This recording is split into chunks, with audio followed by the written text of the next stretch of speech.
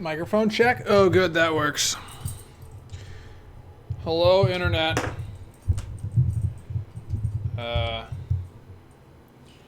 We're gonna get this stream started pretty soon.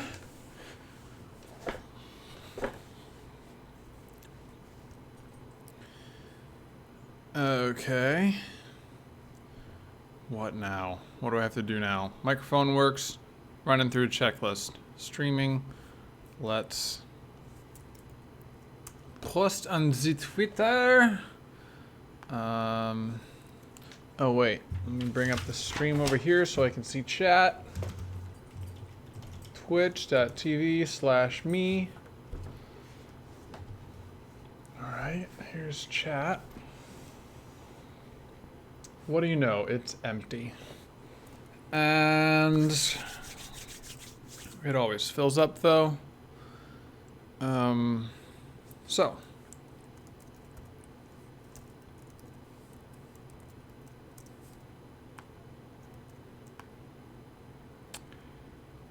Okay. Streaming now at this address. Finishing the damn material system we started 2 streams ago. Seriously this time. Damn. All questions taken. Yep, that's too long. There we go. Finishing the material system we started stream. Yep, we're gonna finish it today. Next time I have some better ideas for what we're gonna do. Some geometric algebra, I'm thinking. Here's what I'm thinking. But for this time, we're just gonna finish this thing, which should have finished honestly a while ago. So let's close a bunch of other stuff I was working on. Render. Here it is. Here's what we're doing today. Before I go into that, let me get some water real quick, and then I'll start official.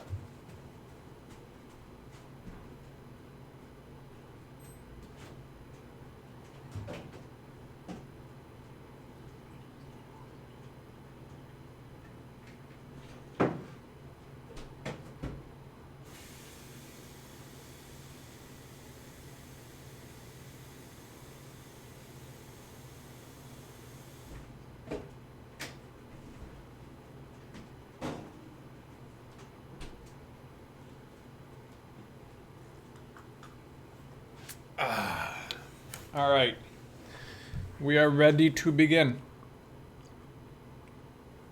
Hi, my name's George. I make video games. I'm a game industry programmer. We all know this. I know things about programming, but not too many. You can ask me any question you like. I love questions. You can ask me questions like, why are you wearing a Hawaiian shirt today? It's so cold. It's freezing of a day and you're wearing a Hawaiian shirt. That's silly. And the answer is because idealistic thinking, honestly. Be the change you want to see in the world. I want to see summer. So I'm going to, wear the summer shirt. The logic's not that great, honestly. Yes, but I like all questions because in this channel I like to learn things and teach things, and I teach other people things and they teach me things, and then we all learn things. Like, for example, today I learned that my bowls are not microwave safe, and in fact you put them in the microwave and they get hotter than the food that you put in the microwave. Why would anybody make non-microwave safe bowls? It's 2017 already here. I want my money back. Even though I didn't pay any money for them, because I don't really pay money for things like that. Why would you pay money for bowls? I don't know. I feel like I'm getting off track here. So material system is what we're doing today. This is as far as we got last time. So we create a material right here. Let's look at it over here. So we want to draw a model. Wait. We want to draw an indexed mesh, and we pass in a material handle. Previously, this material has been compiled. All of the information necessary to render a mesh is embedded in this material. And so like all the textures, all of the settings for the shader, they are all included right here in this material object. So for example, you get the material object and then all the material is in there. Let's take a look at this material data structure. Here it is. So it has an array of textures, for example. And then it should, it doesn't have all the data that it needs right now, but it should have the textures. And then, for example, it needs to know the, what sampler to use, any material parameters that it needs, etc., etc. So it has all this information, and then you can set the samplers and textures and uniforms of the pipeline state as well. So you have a handle to the pipeline state, so you can use that as well.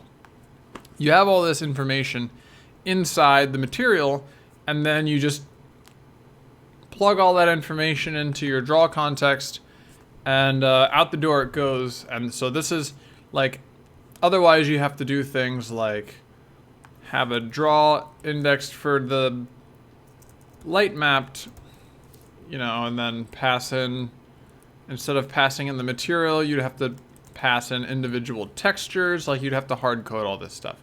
So as a review, the material system, we talked about this last time, but quick review, the material system is like a level of abstraction so that you don't have to do this. You don't have to hard code all of the different ways that you can draw things. All of that information is in the materials. As you can see, I do get the information out of the material. I get the material data, and then I query it for the diffuse and for the light map, and then I pass that information.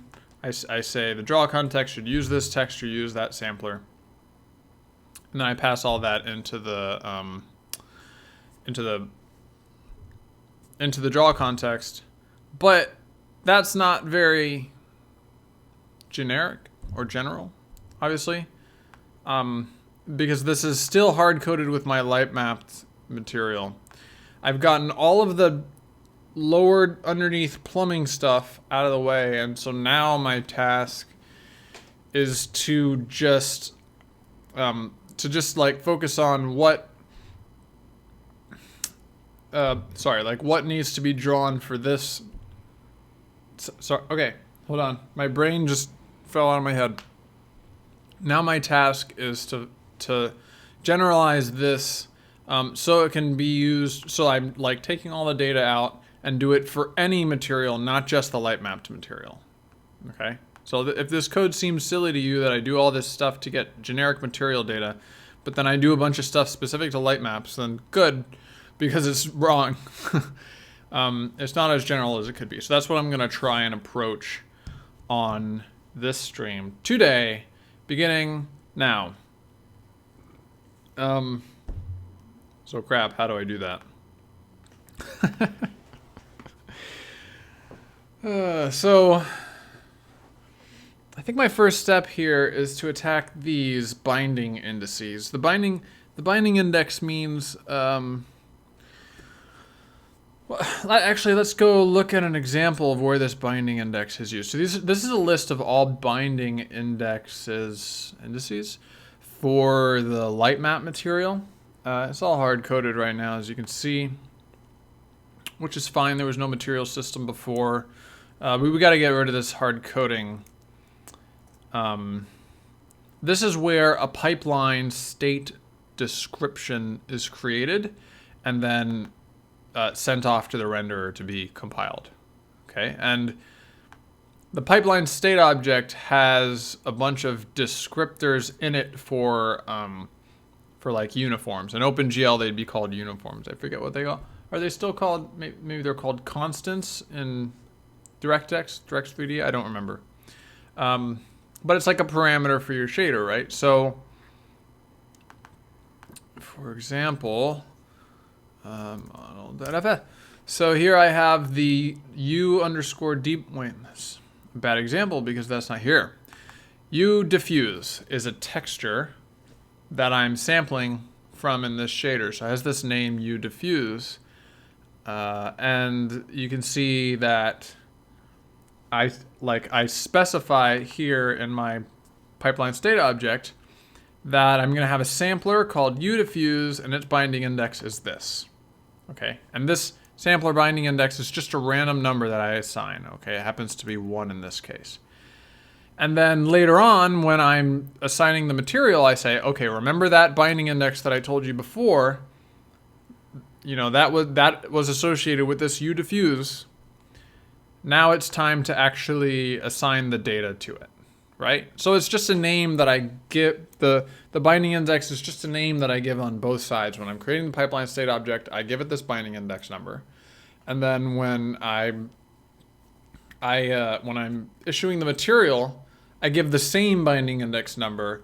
And so underneath, whatever render I'm using, OpenGL, Vulkan, DirectX, doesn't matter. They see the identical, they match up these binding index numbers in the background, okay? So what needs to happen is I need to dynamically generate these, like they're hard-coded right now up here, and that's not gonna fly.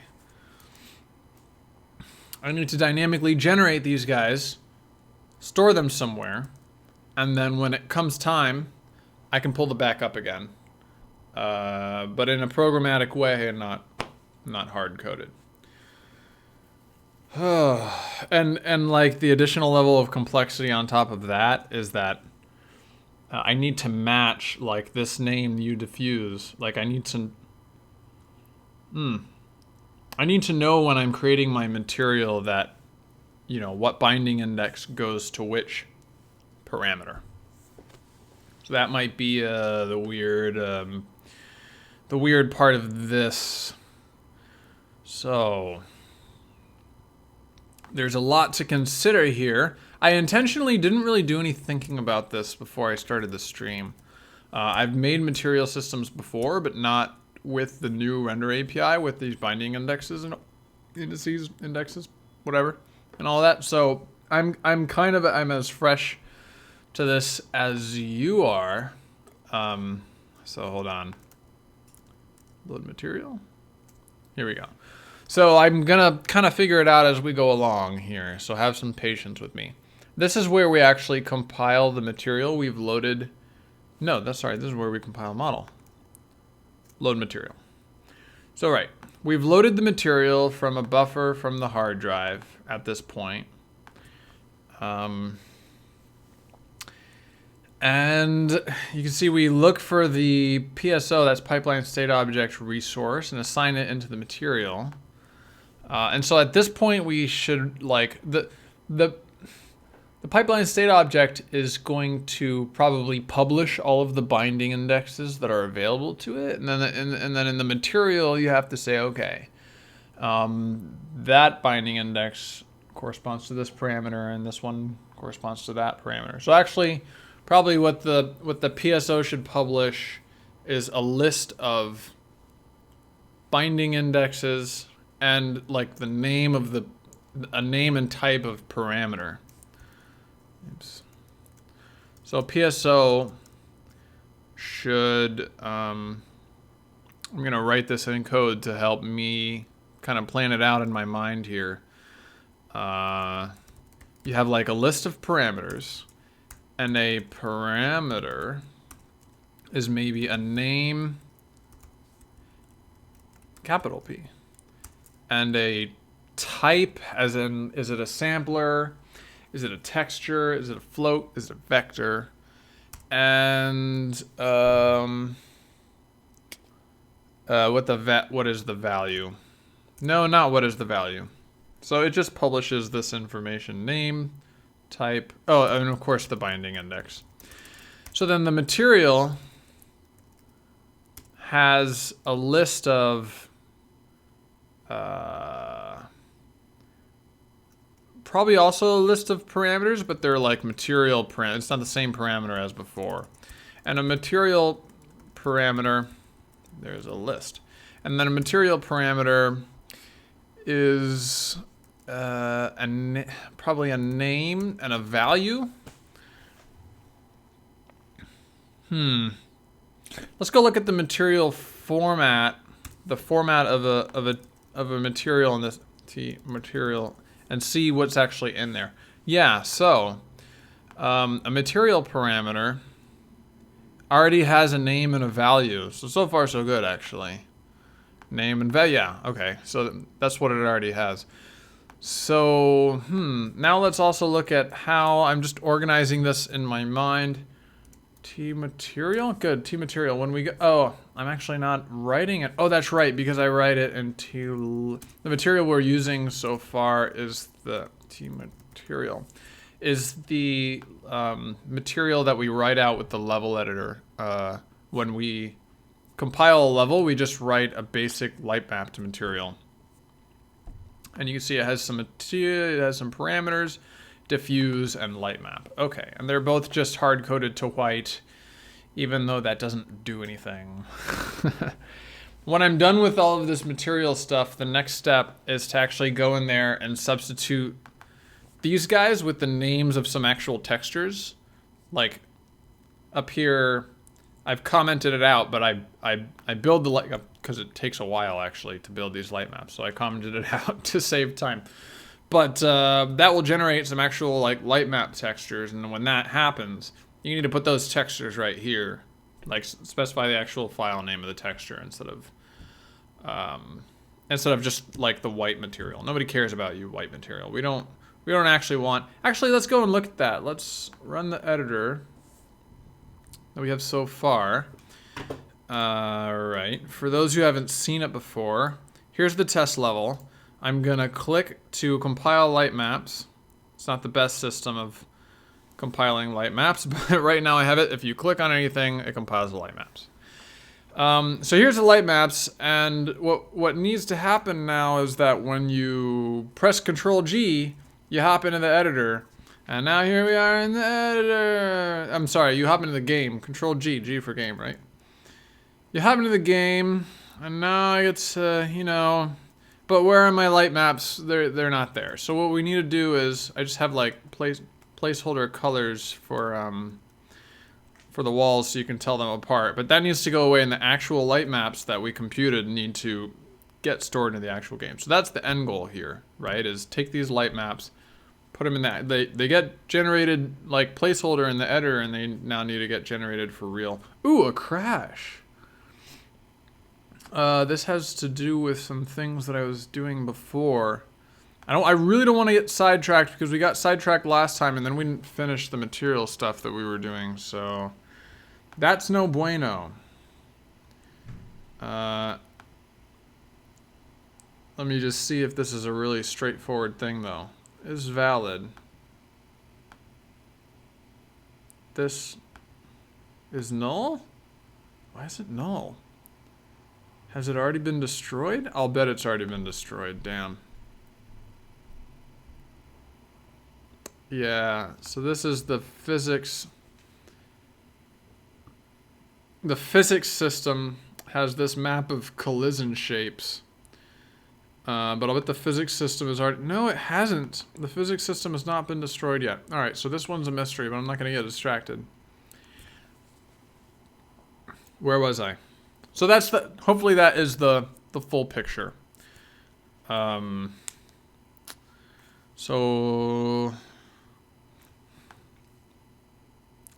the material will have like a name, for example, diffuse, and a value, for example, white, which is the name of the texture, the diffuse texture. And then something needs to put these two together. It needs to say, oh, well, this is the diffuse parameter, so it corresponds to this PSO parameter of the same name. That's not going to be the most efficient algorithm because it needs to do this thing where for every material, for every material parameter, it gets a name, and then it loops through all PSO parameters and sees a name, like it'll see a name there. but it's got to do this search for the, like if you have a lot of PSO parameters, it's got to search through every one. It's got to do string comparisons. That's maybe not the best. Maybe not the best. So like the question is, can that be done? Can that be done any faster is a question. So when you load the material parameter from the drive, so here's the question I'm thinking about. Can I avoid this name lookup thing where I have a material parameter, it has a name, and I need to figure out which PSO parameter it corresponds to. And then, so you have to look through every PSO parameter to try and find the name that corresponds. And what I would like to do is just have like an index. This PSO has this parameter at index 2 and that parameter index. So really what needs to happen here is that there's some kind of map of names to indices. Is that the best way to do it? So you can have like a map. I'm gonna write the stud map, like the standard template library map, just because that's probably the most familiar, but I absolutely do not intend to actually use one. But it's a map of strings to like integers per name to parameter map. So the idea is that this map has, for every name, for every parameter name, there's an index into this parameter array sitting, like living there. And that way you can just query this map for the names, and that would be a lot faster. But I'm not sure I like that idea, because if there's a way, I don't know, maybe you can just like forget about the whole fact that this is a problem. Like I feel like maybe I should just optimize it later, right? Like not worry about that. Do the loop.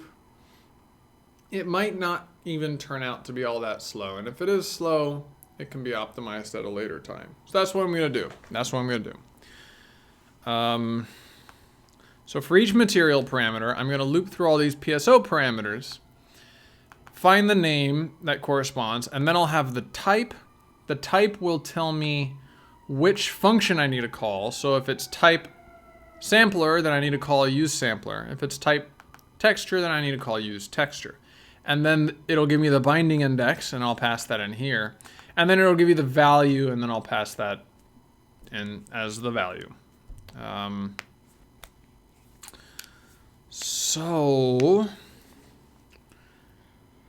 So that answers the question of how to deal with these four parameters. These four parameters right here. Now there's a question of, do I loop over the material parameters, or do I loop over the PSO parameters? Because the PSO if I have a PSO that I'm trying to render with, I think I should loop over the PSO parameters. So for example, I'm rendering. Now rendering code. Okay. And I have this for loop less than parameters. Not size.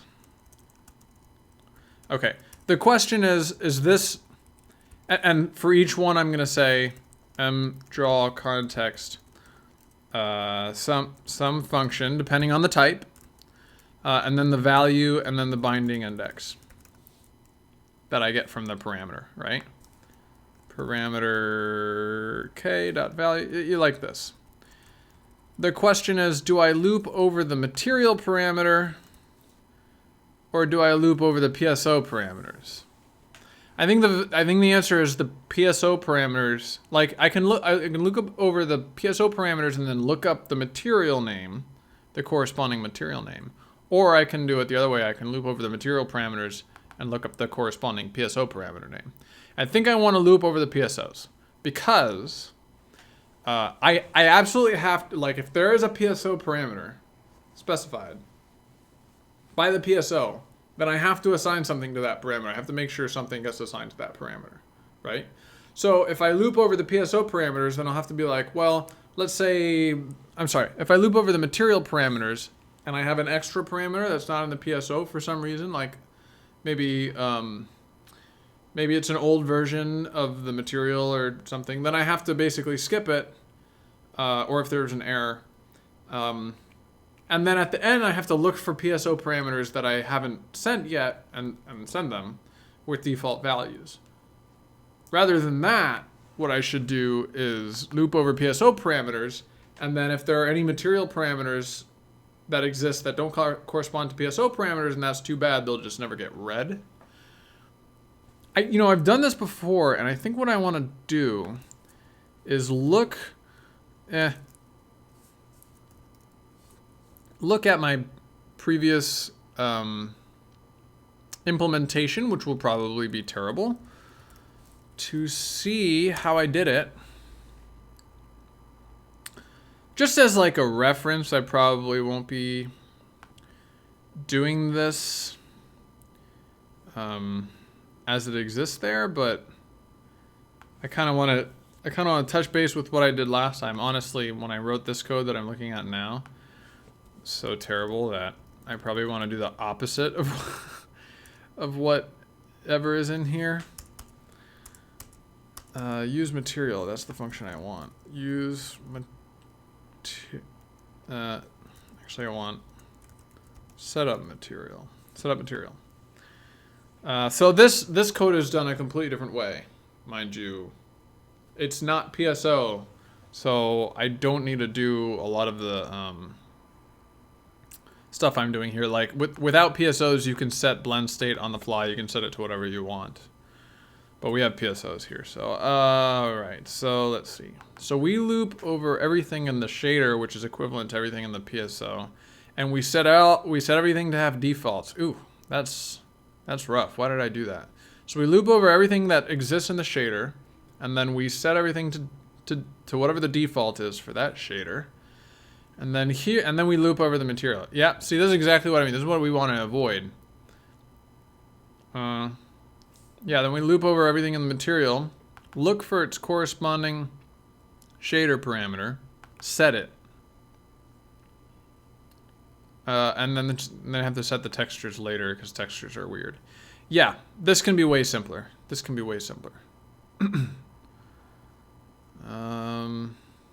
What is this? Actions. Oh, this was some crap I had to do. Definitely not going to do actions. So the actions were... Oh man, do I even want to get into this?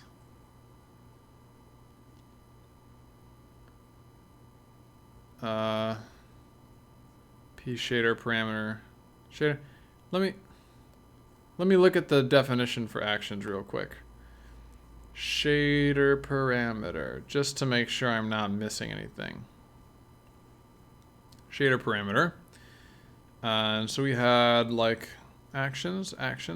Where are the actions? Actions. There they are. Actions were a list of uniforms. Yeah. I don't remember why I had this.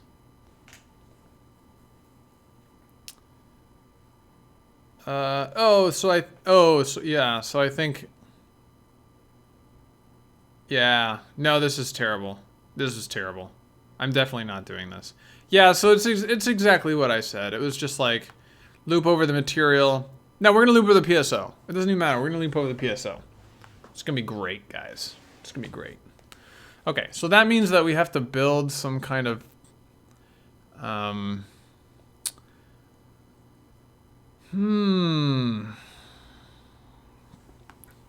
kind of structure. Descriptor bindings. Have to build some kind of structure that stores this information and store it along with the PSO. So how are we gonna do that? So two straightforward ways of approaching this pop into my head. I can just look at all this. So I call create pipeline state, and in create pipeline state, I can loop over all of these descriptor bindings, and like tear them apart and build the PSO parameter list based on them. Or I can require this function right here to create the list. Okay, so I would say, PSO parameter list. And then do all of this, you know, to the list instead. Like do pushback on all these or something like that. And then pass that list right in here. And then it will fill all of this out given whatever list I've created. And I think that's what I want to do. Because, well, I don't really like this syntax right here where I have the, like, some descriptor bindings, and, you know, if you get this wrong, it's really hard to tell where the error is, you know what I mean? Or if you get this wrong, like your shader doesn't work. I've run into this problem before. Your shader doesn't work and you can't fucking figure out why. And it's because it's not picking up on the last descriptor binding. So that would be a big pain. And if you're just like pushing things to, you know, PSO parameter list dot pushback, and, you know, all of this stuff.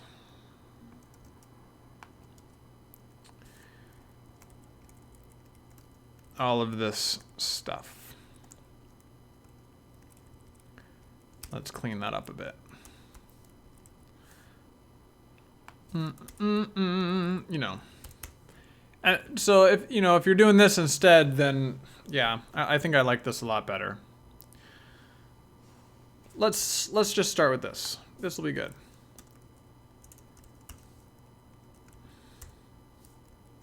Something like that. Can I even put a comma here? I think so. So I have to specify what PSO parameter is. I don't have that type yet. And ooh, where should that go? Because this handle right here comes directly from my rendering library, which is called VTBR.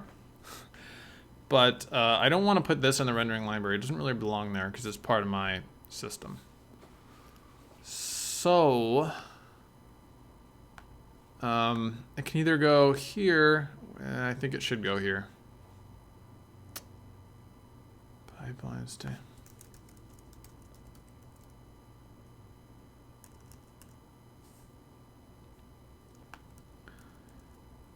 Is this an appropriate? So this is my resources file. Get pipeline state ID. This is my resources module that handles all asynchronous. I think we streamed about this before. It handles asynchronous reading and writing, or only reading of resources.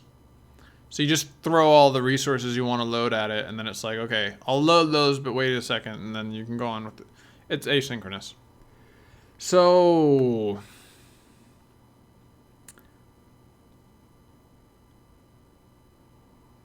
PSO parameter, but maybe it should not go there. Maybe it should go in the renderer. Oh man, where to put this struct? What a lot of people would tell you is make a new file and put it in the new file. But then you have like 1,000 files, and that really annoys me after a while. I don't like having too many files. So I tend to like group things into, like, my files will sometimes have a lot of lines, tens of thousands even. This one, for example, has almost 2,000 lines. I tend to prefer that,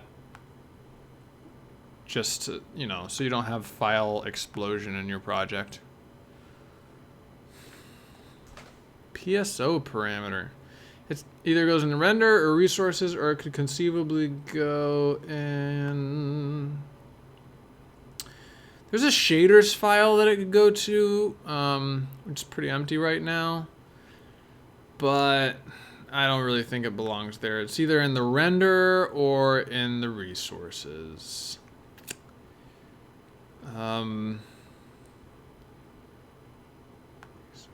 You know what? It should go in resources. It should definitely go in resources. Because when you make a pipeline state object and you make this thing, you are calling resources arrow create pipeline state.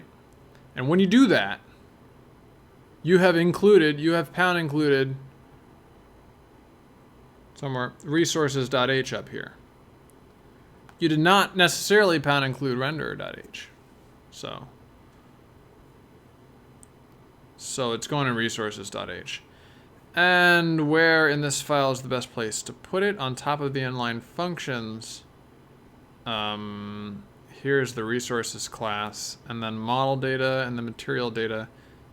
I feel like I should probably put it right there. Struct PSO parameter. Why here? Because I think very soon we're going to take the pipeline state data struct and move it out here. I'm almost certain that's going to happen at some point. And when it comes out, it'll end up going right there. So, yeah. So I'll put it here. Okay.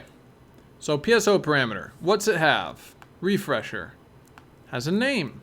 Const.char name. Equals null pointer. A type, and this, what should the type be? Do I have to make my own type? I hope not. I hope I don't have to make a new type. Yeah, I can use this VTBR descriptor type for sure. That is the type. Type, oops, it should be an M underscore type. Descriptor type, VTBR dot H descriptor type. Oh good, there's an invalid. Then I'll default that to 0. VTBR descriptor type invalid. And then this binding index, I wonder what type that is. So to know that, we're going to go back into the VTBR header file. Again, don't be afraid to ask questions, people. I love questions. I see a bunch of people hanging around in chat not asking questions. And that makes me sad. Pipeline state, so this descriptor binding. Okay, so it's just an int. So we are going to descriptor index, and -1 is a good default value for that. All right, so we have our PSO parameter now. So there's the first one. We pushed it back. Actually, you know what I'm gonna do? I'm gonna move all this up here. Boop, boop, boop, boop, boop.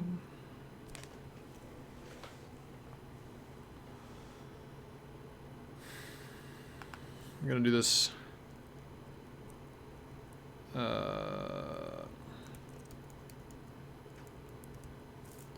PSO parameter list.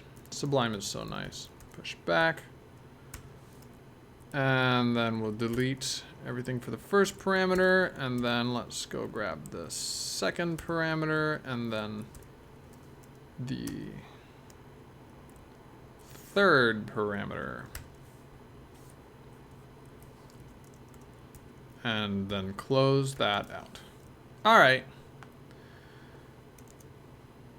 In the interest of not breaking other code, what does the acronym PSO stand for? That is a pipeline state object. We're building a pipeline state object. Happy to explain what a pipeline state object is if you need that too.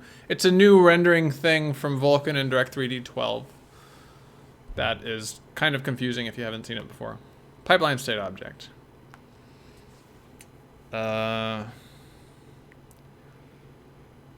So yeah, so in the interest of not breaking other code, like let's go into create pipeline state over here.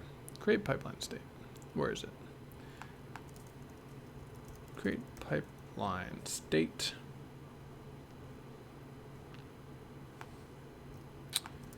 Create pipeline state. I'm going to require this parameter for the PSO parameters to be passed in. So this will be const tarray PSO parameter reference PSO parameters. So that actually will give me a bunch of compile errors. But what I can do is I can like respect any PSO parameters that are already in the PSO that gets passed in right here. There's a PSO description that gets passed in. And if there are any existing parameters in there, then I'll just keep them in there. But any new parameters will get, like any parameters that are in the list will just get appended on. And that way I can like replace, I can just test, which one am I doing? I'm doing light maps, of course. I can test the light map PSO independently without going and updating all the other ones. So let's fix all of the compiler errors that just happened. So I should probably actually, let's see. I don't want it to be the first parameter. I should think about that more. So there's a vertex shader and then a fragment shader and then the description. And I think we should put it right here. So the vertex shader, specification, and then the fragment shader, and then the parameters, and then we'll get that, the full description. Not tinkered with D3D12 or Vulkan yet. Currently working with GL 4.5, yeah. So, and I'm also trying to find a good way of handling meshes and materials. Perfect. So, I'm actually using OpenGL, oops. OpenGL is my backend. Why did it go away? Come back. OpenGL just, here it is. So my renderer uses OpenGL in the background. Here are my GL calls. But I wrote the interface of the renderer to match the newer rendering APIs. And they have pipeline state objects in them. And if you're familiar with GL 4.5, then you'll totally get the pipeline state object if I just show you this code. Use pipeline state. Which code? Actually, so the pipeline state object contains all of the information about all of the like the fixed pipeline stuff, all of the rasterization state, everything. So when I go to draw something, I say, oh, here's the PSO that that was requested to draw with. And then you just go through the PSO and you set all of these like blend equation, blend function, enable or disable depth. You know, this is all based on the PSO. You know, culling, front culling, back culling, depth, mask, front face, all of this stuff. All of the attributes, the vertex attributes, all of the uniforms, all of that is stored in the pipeline state object. So instead of sending them all individually like you would in OpenGL, in Vulkan and Direct3D 12, you mush them together into a pipeline state object. The reason for which is so that like when that thing is compiled, it's validated once up front, right? Now like it guarantees that your shaders are compiled and everything, like your shader is included in all that information.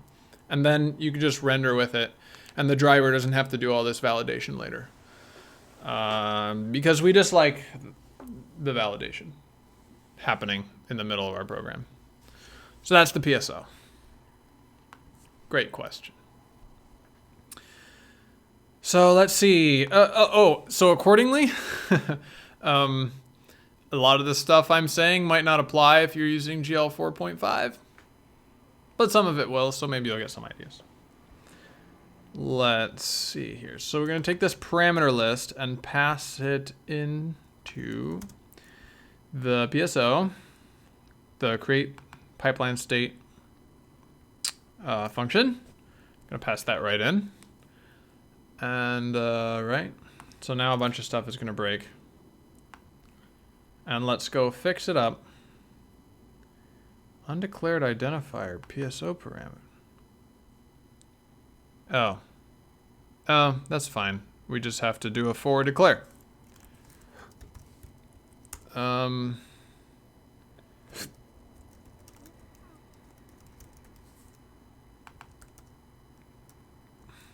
Good.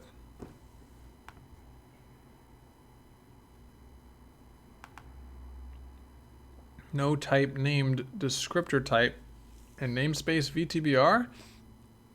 Mentira. Descriptor type. Where it was just here. Descriptor type. It's right there. Descriptor type is in namespace VTBR. Oh, this is a case of the bad error message. There is a descriptor type in VTBR, but I just haven't included VTBR in resources.h, which I don't want to do. Damn it. Nah, I've already included it in render.h. Is it so bad to include it in resources.h? I guess not. Do I want to suck all of VTBR into this function, into this file? Let's see if I can. I won't be able to do this, but let's see if I can enum class VTBR well, I have to do this. Namespace VTBR. So we're going to create a fake forward declare descriptor type.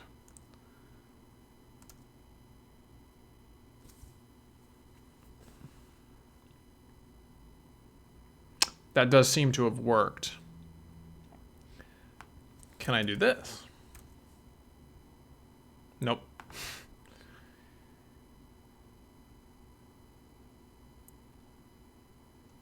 Can I do this?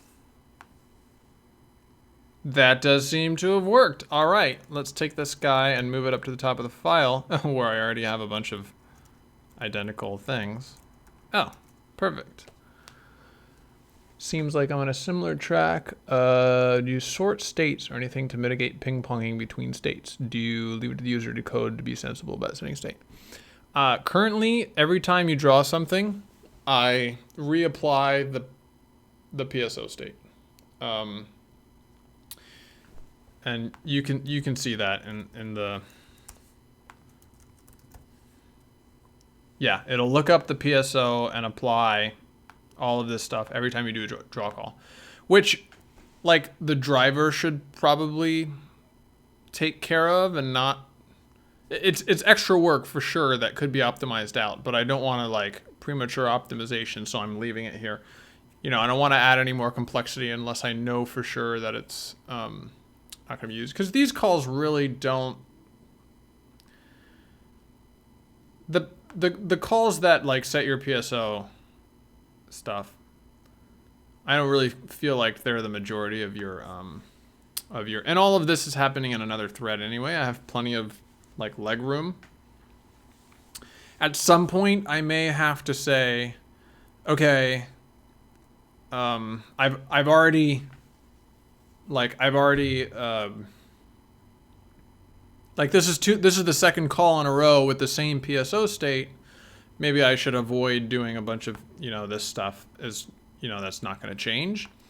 That might save me a little. I'm skeptical that it will save me that much, though. I mean, it might. But then if it does, like, the real payoff is, I haven't done this yet at all. I haven't even thought about how I'm going to do it. But at some point, I need to sort everything in my render commands. So let's see.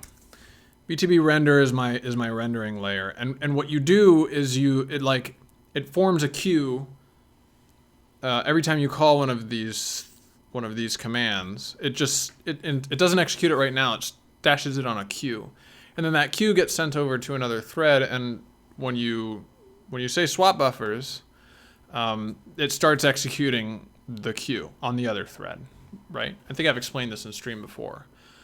And so, where was I going with that? Right, and so I have this buffer, and like the real payoff is if I can take that buffer, which was just crammed into the renderer in any order, and say, well, actually, if I reorganize it like this, you know, you sort by PSOs, basically. With some exceptions, like you can't move everything around because then you'll get a different result. But like, if you're not changing any big state, then you can move these things around without affecting the end result, right? And so if I do that, then you can group PSOs together, and then you don't have to switch PSOs back and forth. Now, in like another reason I'm hesitant to do this is in OpenGL and in Direct3D 11 and previously, you kind of get a win doing that if you're doing the wrong thing. But in Vulkan and Direct3D and later, you get no win for doing that. Like you can, like PSO is my understanding. Again, I'm not actually programmed in Vulkan D3D, but my understanding is that switching PSO state, because it's already done all the validation, is actually really cheap. So I don't want to like do an optimization that's going to work for one backend, render backend, but not another. Even like ignoring the fact that I only have one render backend for this library right now. But I'm trying to keep the door open for the long term and not do optimizations that will shoot me in the foot later. So currently I'm not worrying about that. But it's possible that in the future I could worry about that, like I could do that. But yeah, you know, there's something to be said about keeping complexity down if there's no present need for optimization. You know, like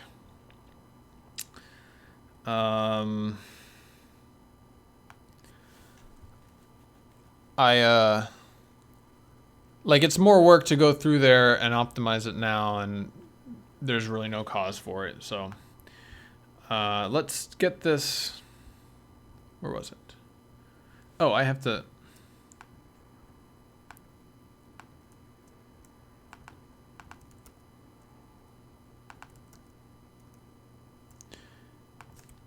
Get this guy right here and put him there.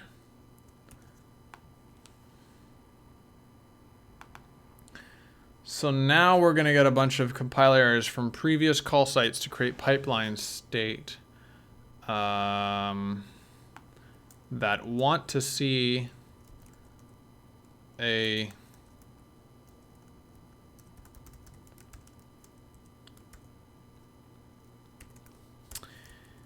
array here. So will that fix it? Yeah, that's a super hack, but just gonna feed it like a fake little array of what it wants, but that's empty. So it'll be an empty array for now, but later we'll fill it with the actual descriptor bindings up here. Once we've got it working for this particular, for the light map PSO, we're focusing on that one first. Get it working for that one, and then, you know, later go fix it for the other ones. No matching member function for call to pushback. Oh no. Cannot convert initializer list argument to PSO parameter. Yeah, I can't do any of these conversions. That's no good.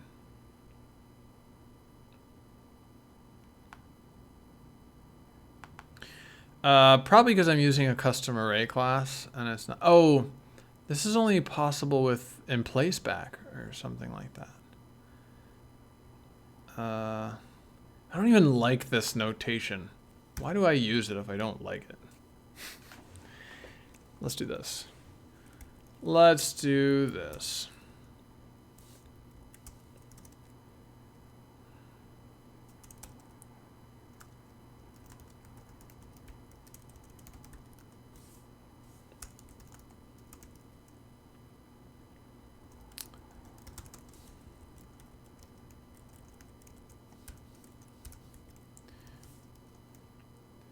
Type name and binding index. Name is u global. Binding index is that. And then pass that in there. I think I'm okay with duplicating all that code.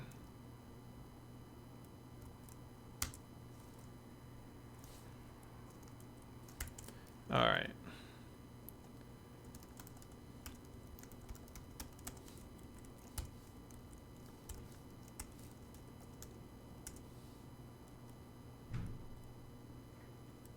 Why did it do that? Name equals this, and PSO parameter binding. Hello, index is this, and then PSO parameter list dot push back PSO parameter. All right, get rid of this, and then indent that properly. All right, does it like that? No member name binding index. Damn it, what did I call it? Descriptor index. Oh, I'm sorry. I should probably call it binding index. Binding index there. Are you happy now? Yes. No. Oh, this same problem as before.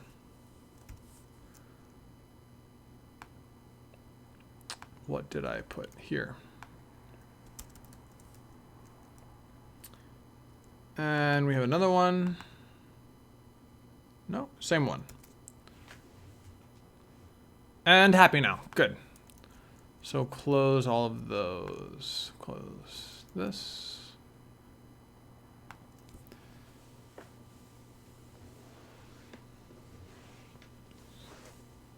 All right. Good night, Europe.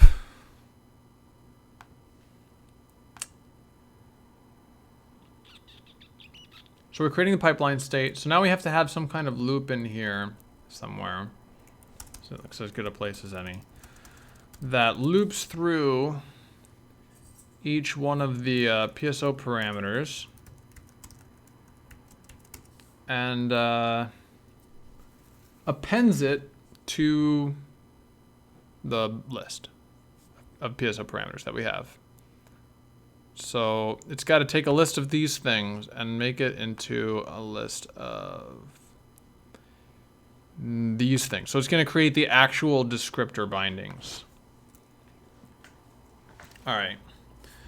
So we have a description, num descriptor bindings plus plus.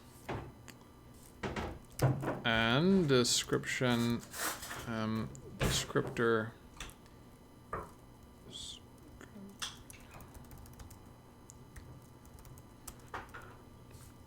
let's do this. And index is num descriptor bindings. Let's put an assert here that index is strictly less than max descriptor bindings, because you see we have a maximum of the array here. So that's probably fine. So then descriptor bindings, what's a descriptor binding? Ah, it's got all the same information. So descriptor bindings dot type equals PSO parameters index k dot and type. And we'll do that again for all three of these. Name and binding index. All right, so that completes the PSO description, but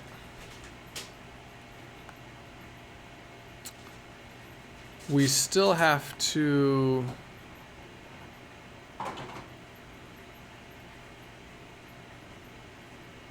stash this list somewhere so that we can find it again. And the proper place to stash it is here. So we need to go to the pipeline state data. Pipeline state data. Somewhere up here. And create a pipeline state data descriptors, PSO parameter. All right. So now we have an array that we can store our descriptors in. And so now let's do that. Resource data m descriptors. Can I just say equals? Probably not. I think I explicitly, yeah, I explicitly deleted the copy constructor for TArray, which was probably a good idea. So now I know I'm never copying an array accidentally, but in situations like this, it's maybe useful. But instead of, you know what I should do is make an explicit copy function is what I should do. I should make an explicit copy function. That does the copying. Because sometimes you do want to explicitly copy it, and this is one of those cases. So I'll do that. Free. 5 minutes.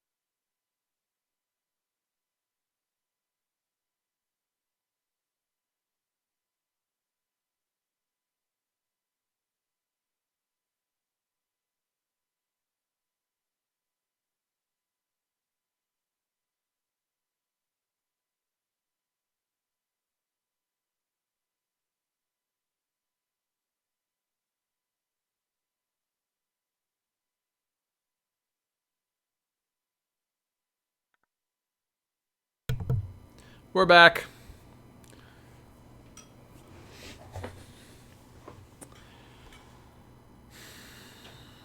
This means I have to write a little copy function though. That's fine. I can write a little copy function. Where do I want the copy function to go? Copy from another T vector, const reference to it, other. And I'll just implement that later because it's a super boring function. And I'm gonna copy that from PSO parameters. All right. So now we have a list of PSO parameters. Oh, damn it. Oh my God, you know what I could do instead? I could just use this. It's the same damn thing. Is that a good idea? That might be a good idea. You just get rid of the PSO binding thing PSO parameter thing and I just did. Use this descriptor binding, but just like save this out to another. Let me see. Let me see if that is unknown type name. Let me see if that's reasonable.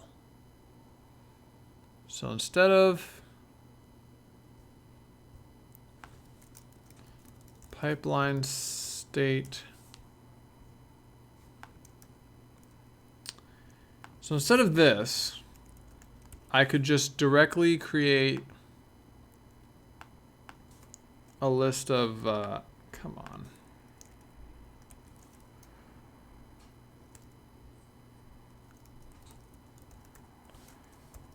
VTBR, descriptor binding.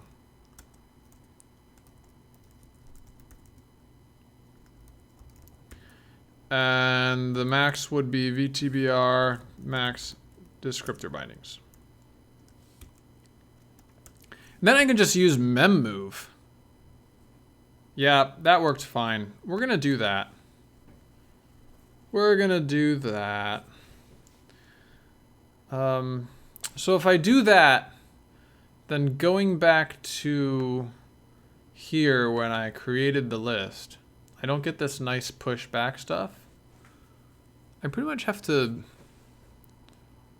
actually I pretty much have to revert all of this code. Yeah, but maybe we don't want to solve that problem today. Yeah, let's just revert all of this. Just get rid of it. Just dump it. The whole thing was misfounded.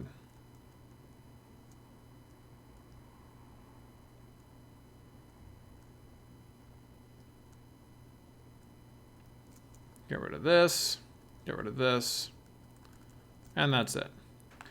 All right, so we still get this ugly stuff right here, but it's not terrible. And so then I mean, that could definitely be improved, but today is not the day, it looks like.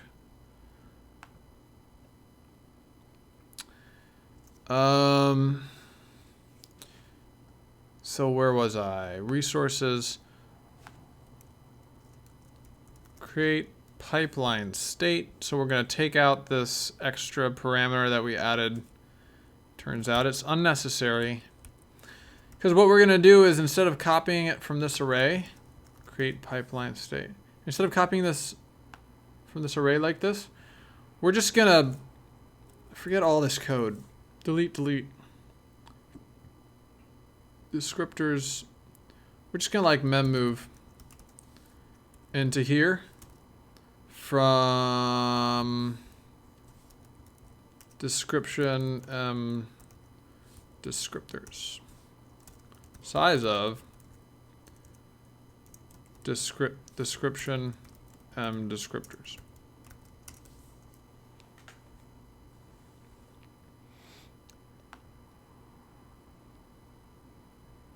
Descriptor bindings.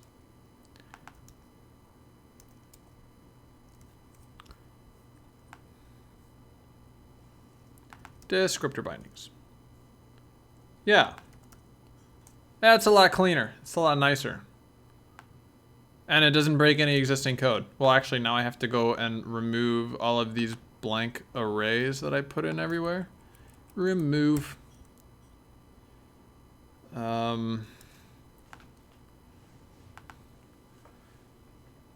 Geez, channel is super quiet today.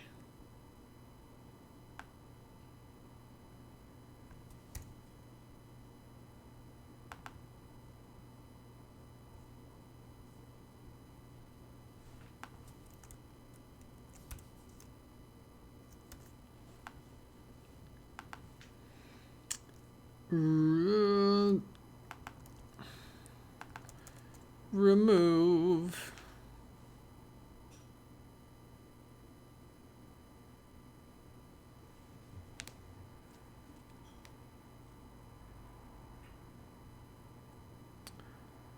No viable conversion from what?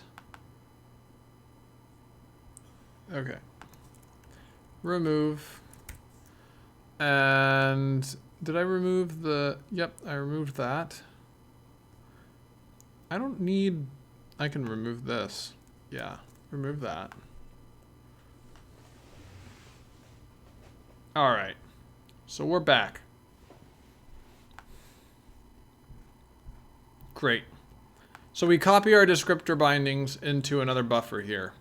So the descriptor bindings should now be available as part of the pipeline state data. Good. Now.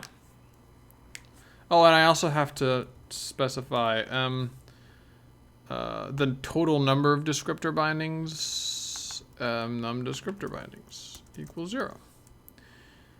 So after I copy this, I have to say resource data num descriptor bindings equals description num descriptor bindings.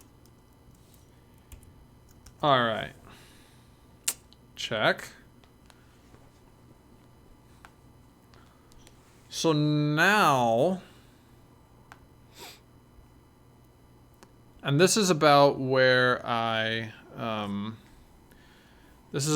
need to do what I said I was going to do before and move the pipeline state data struct over here.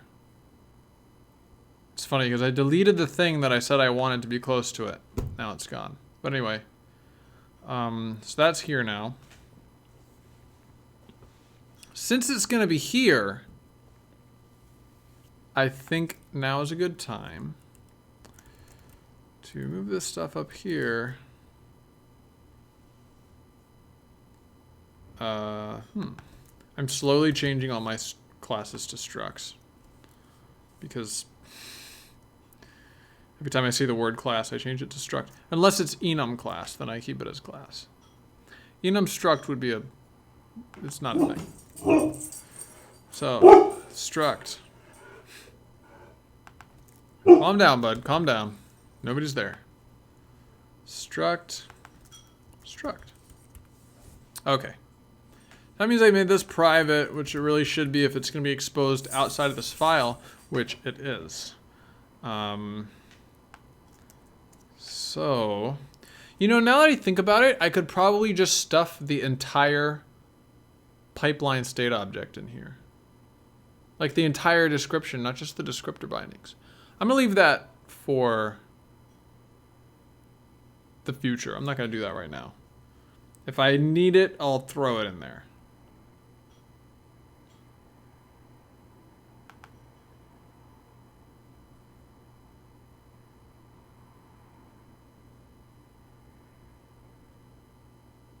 Unknown type M name.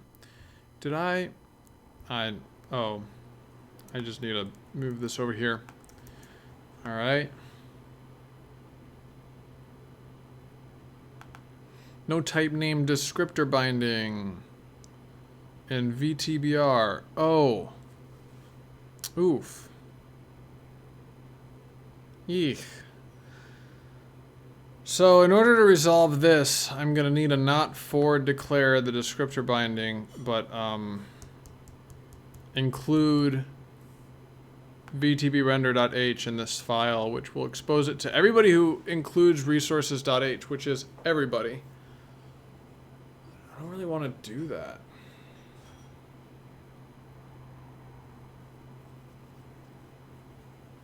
That's not cool, man.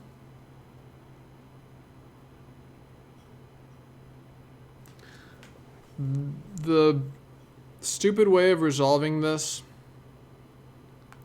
is to make this a pointer instead of an allocate memory and then free it again when you destroy the pipeline state data. But that's gross.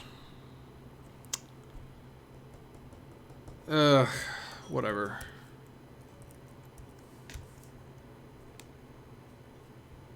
Yeah, it's gross, but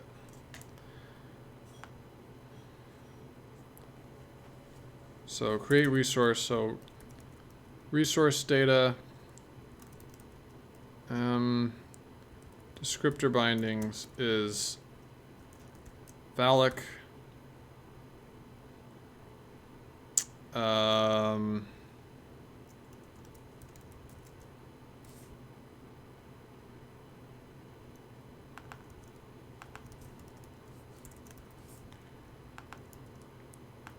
descriptor bindings and then VA auto. So I'm just going to allocate a little bit of data here. So this will be size of.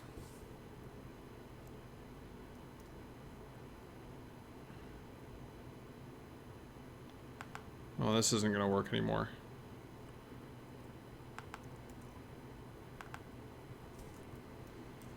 So now this has to be size of VTBF descriptor binding times.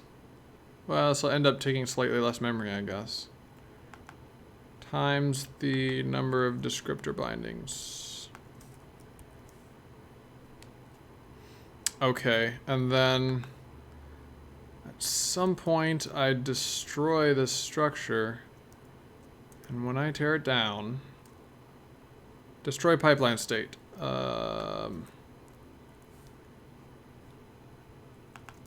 Destroy pipeline state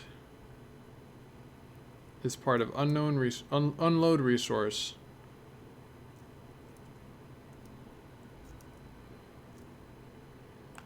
And after unload resource, yeah.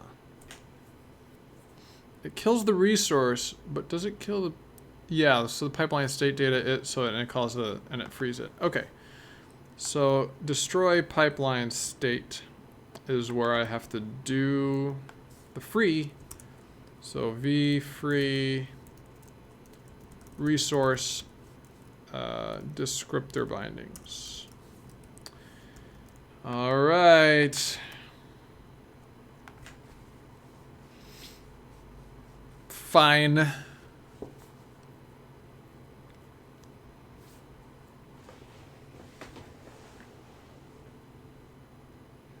That's kind of gross, but I can deal with it. All right, let's build that. Does that compile? No type name. Oh. Struct descriptor binding. Why did it not autocomplete for that? Error unknown. Okay, so I have to stud string view. If you're wondering, hey, how does he have stud string view when he's not running a C++17 compiler yet? I just wrote an implementation. And whenever I upgrade to a C++17 compiler, I can just remove it.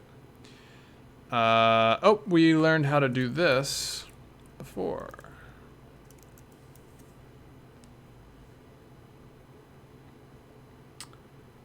What else? What else? What else? What else? What else?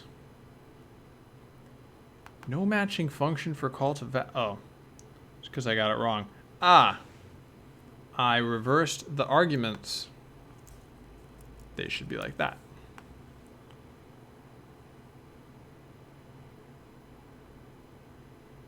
Oh.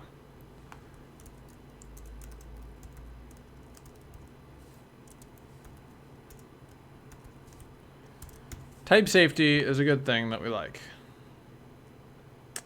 No member name descriptor binding in VTBF. Did I not include it? There it is. Oh wait, VTBF. I'm silly. This should be R. And R. VTBF is a completely different library.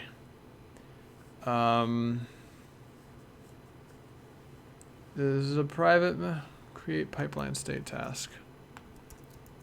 Friend struct create pipeline state task.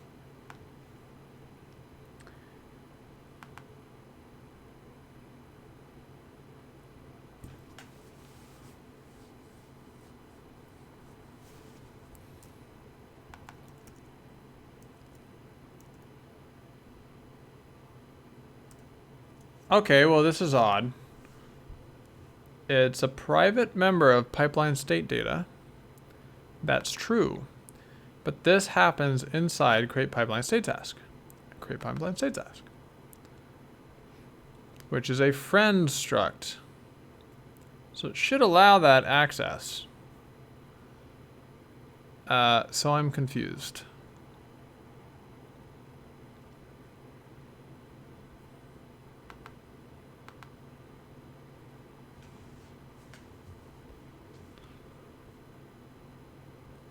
Create pipeline state task. Create pipeline state task.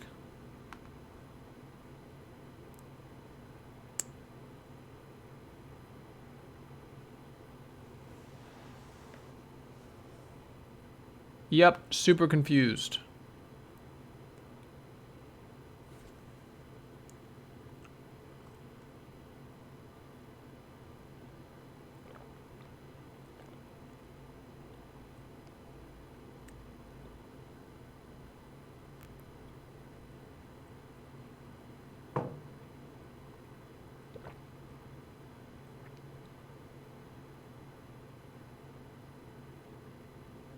I don't know C++ apparently. Does this fix it? Yeah.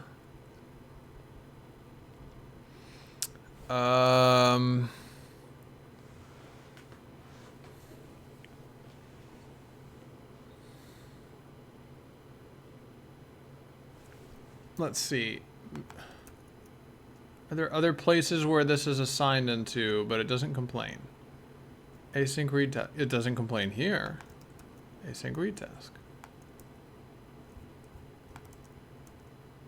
So maybe that's it. I have to forward declare it. Create pipeline state task.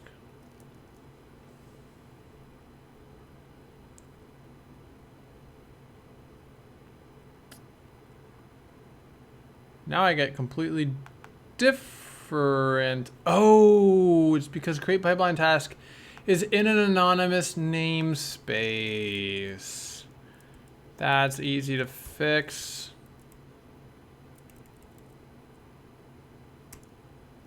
Should I have done that?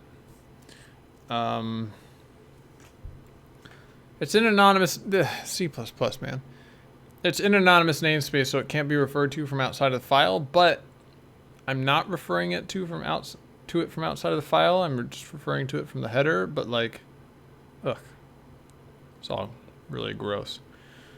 So maybe I should move only the class definition outside. Or what is this create pipeline state? I could probably move that outside. Whatever. I'm just gonna move the whole thing outside. I don't care about anonymous namespaces that much. There. Oh, and now we're back to the same problem as before. How wonderful. It's a private member. Oh, that's because it's in the. Oh, good. So this is good. So this is. I need to update this function anyway. So instead of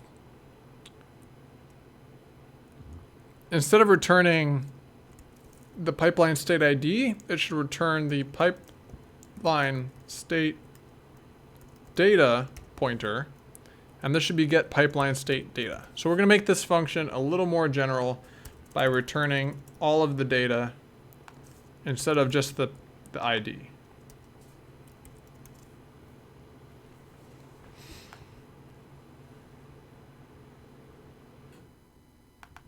Unknown type name pipeline state data. We can fix that.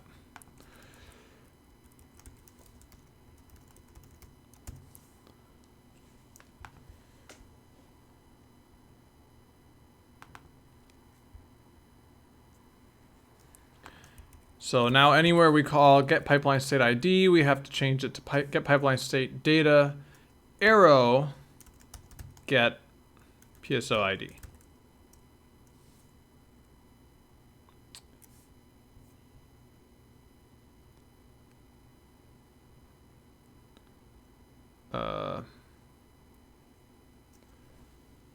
Is there a precedent for what I should name this function? I don't think so. Method, function method. Yeah. Because get PSO ID is not the greatest name, but it'll do.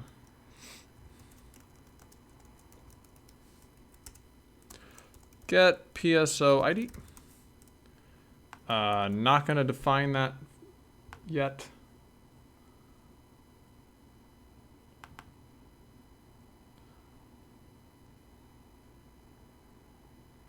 Oh, this should be null pointer.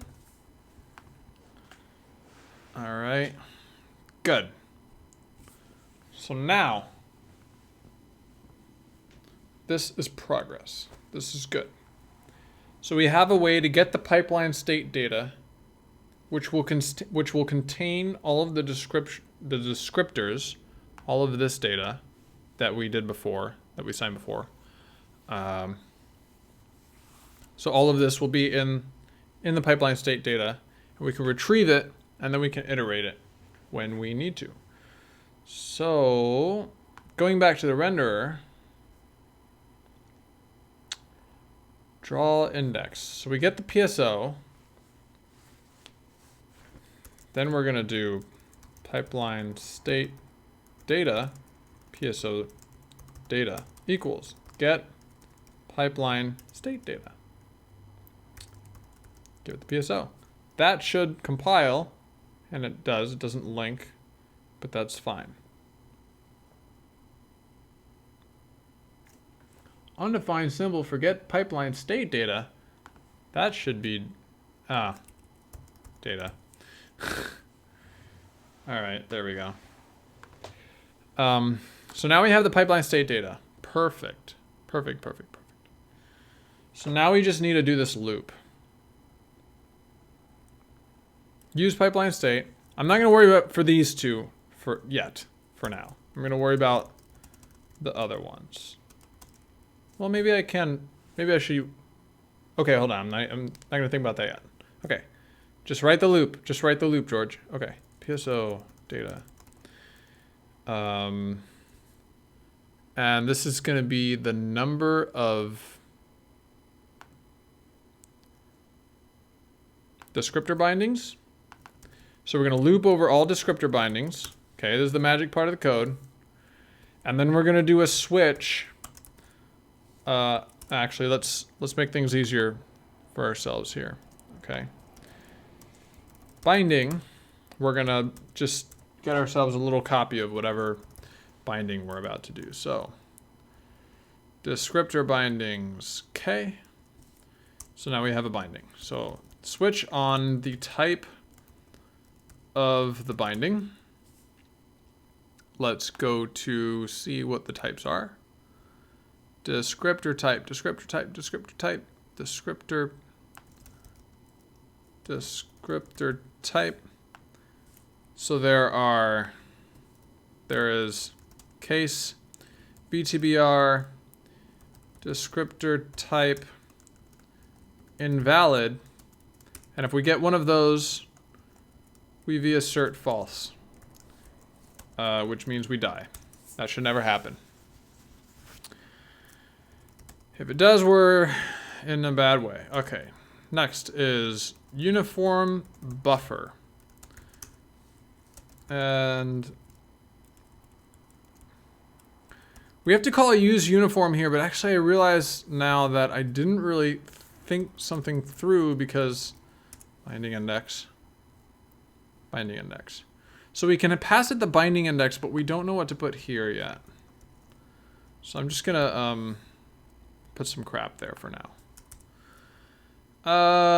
Next case, VTBR, descriptor type. I'll think about that in a minute. Sampler. Wait, so now we say use sampler. We're gonna force all samplers to be linear now because we don't have a reasonable default value for that. But the binding is gonna be the binding index as usual. And the last descriptor type is the texture. Use texture.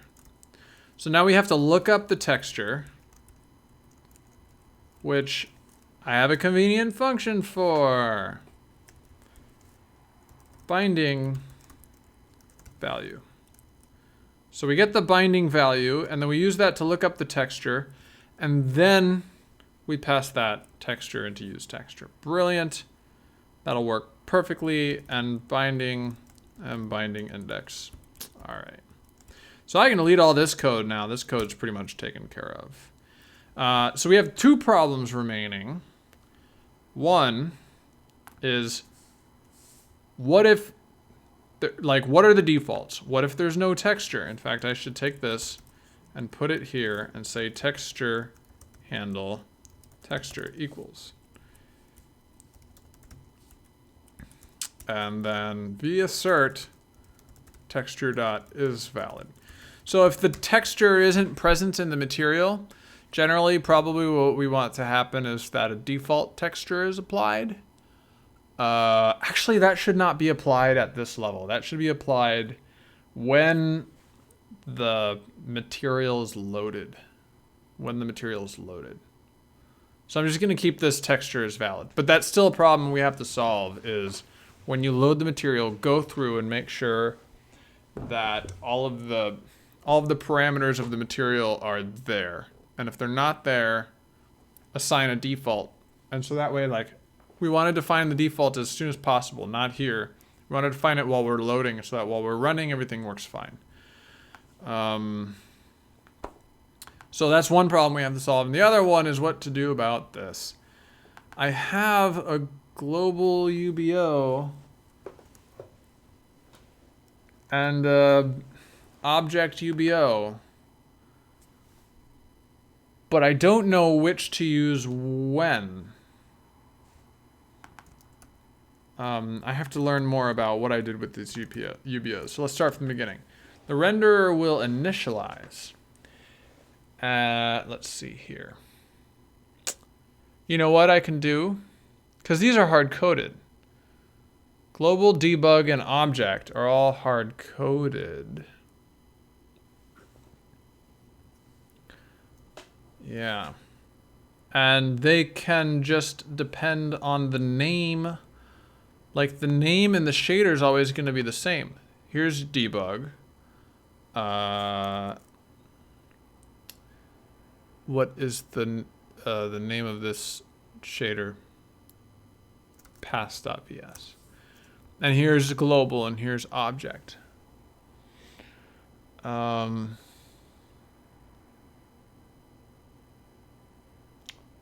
yeah, so these names are hard coded, so I think I can just do like a switch on the names here. A switch and a switch. Well, I'm gonna have to do a an if-else chain because I'm comparing strings. No big deal. So if binding name, and I'll do a simple string compare. Comparison of the name to u global is 0. Then then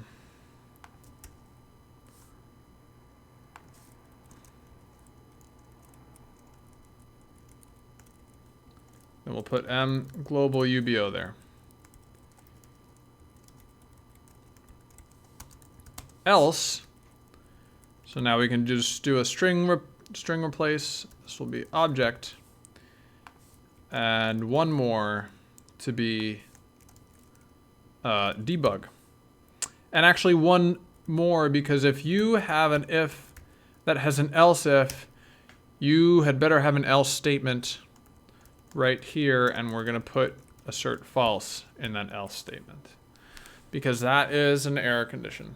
I like 95% of the time, if you have if statement and then else if statement, you need to put a final else as well. It should almost be like a law in the language. It shouldn't be, but it should almost be. All right, so that's one problem solved. Now we got to figure out the problem of defaults. Let me think about, well, there's still actually the sampler problem, because I haven't actually closed this, close a few things here. I don't think I've actually thought about how I'm going to do samplers in the file format. I have a bunch of material parameters. Probably what I'm going to do is, like, the value is either linear or nearest, or like whatever the sampler should be. And yeah, like I can do the same thing actually, can't I? Yeah, let's do the same thing.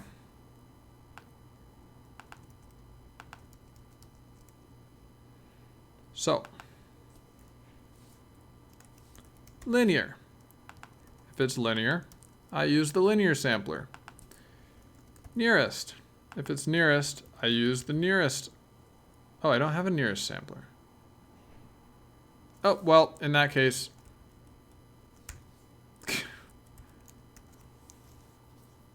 Okay. And linear will just be the default. So if there's no sampler specified, it will default to linear. And then finally, oh, the texture should always hopefully be valid because we've assigned a default previously when we loaded the material. Okay, so cool. Break. So I think we have at this point, we can delete these. I think we've completely generalized this function, which I'm so happy I was able to do with 25 minutes left before the end of the stream.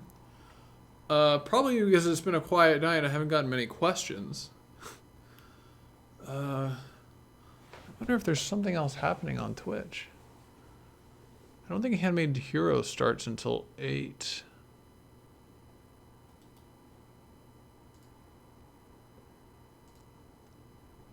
Give me that Twitch creative.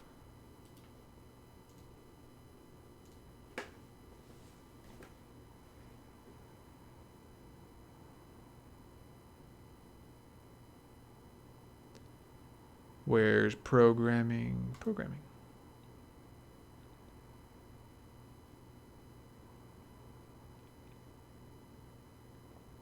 Weird. I don't know. It's just a quiet day. Nothing wrong with that.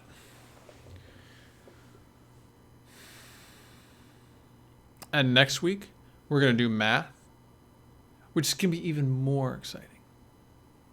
Probably draw even more people because everybody loves math so much.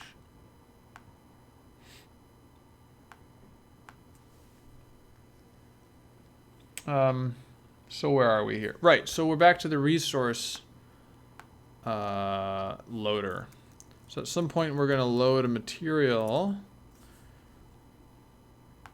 And when we do, good. So we have the PSO, and it's our job to loop over the PSO and make sure that all parameters are present. And if not, push additional parameters, whatever the defaults are. But in order to do that, we're going to need to be able to specify defaults in the first place. Which actually I have no way of doing right now. Yeah. So where's the light map? PSO get created. Well, actually, let's do this. Let's just hard code some defaults right now and see if this code actually runs. That's probably a good idea. So let's see. Hard code default. To do. Remove this hard coded default. Or move this hard coded default to load time. And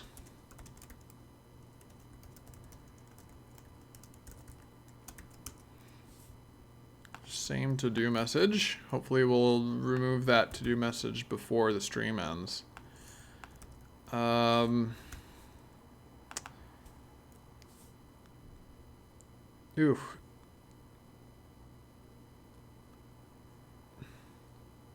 So I guess we'll just do nothing in this case, huh? So if there's no texture loaded, that's gross. That's super gross. No, I'm not gonna do that. That's embarrassing. All right.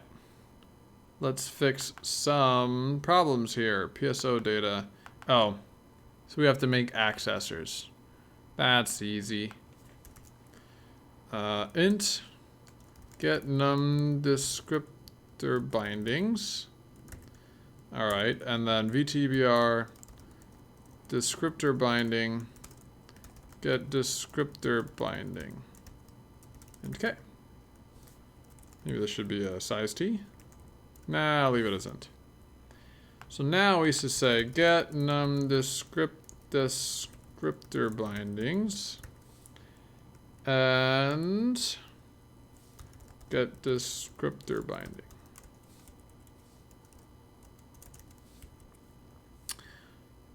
That should do it.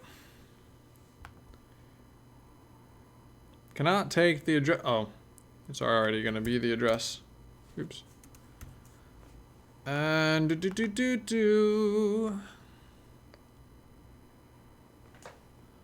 Hello, Shadow Gaming. Welcome to my quiet channel. No member named value? Oh. Find texture. This should be name.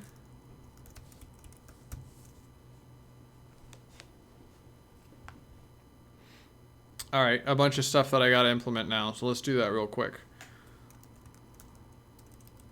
Pipeline state data. And we're just going to put it right here. So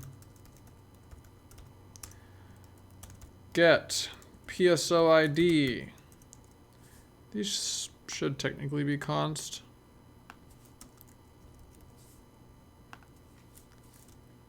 Const. Return MPSO ID. Oh, wait.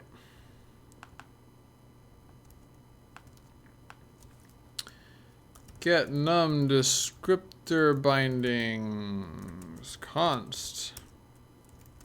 Return m num descriptor bindings.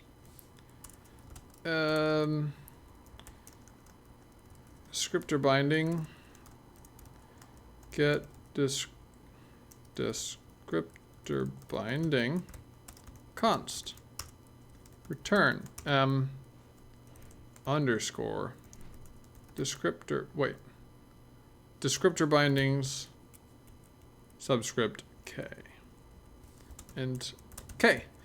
Let's put some asserts here. K is greater than or equal to 0, and k is less than descriptor bindings. A little bounds checking, just in case. It still doesn't like that for some reason. No viable conversion of return type. Ah, I need to take a pointer.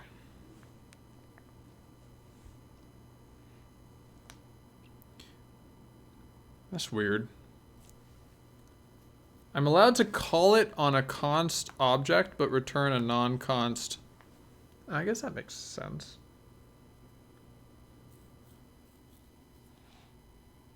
Weird. Okay.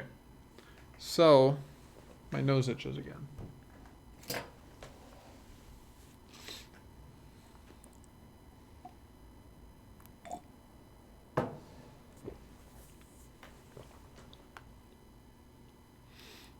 Where was I going with this? Oh, good. So it compiles. So let's see if it works.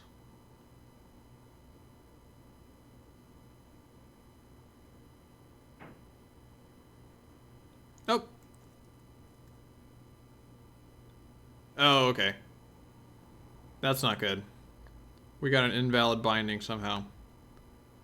Invalid null 0. Which one is this? Binding 1. What PSO is this? Light mapped. So binding 1 is invalid? Weird. So let's take a look at the... Oh, of course. I got the mem move wrong. Yep, I got the mem move wrong. Actually, let's do this.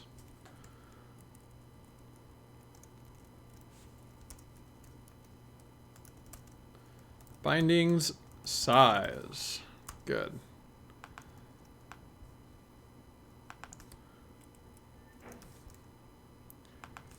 Binding size. Good.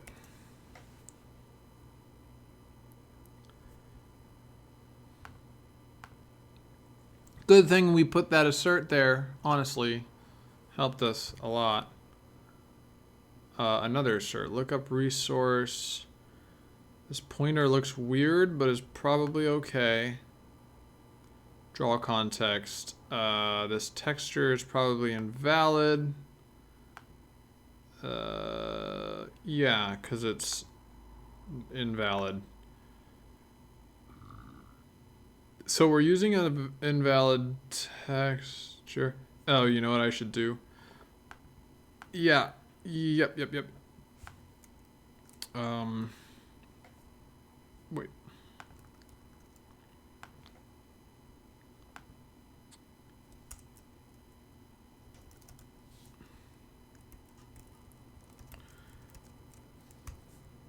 So don't I have some kind of like placeholder texture or something? Render. Don't I have some kind of like bullshit texture? I guess not. Okay, just to see for now if it works, we're gonna comment that out. We're gonna do nothing. Just break and continue on to the next one.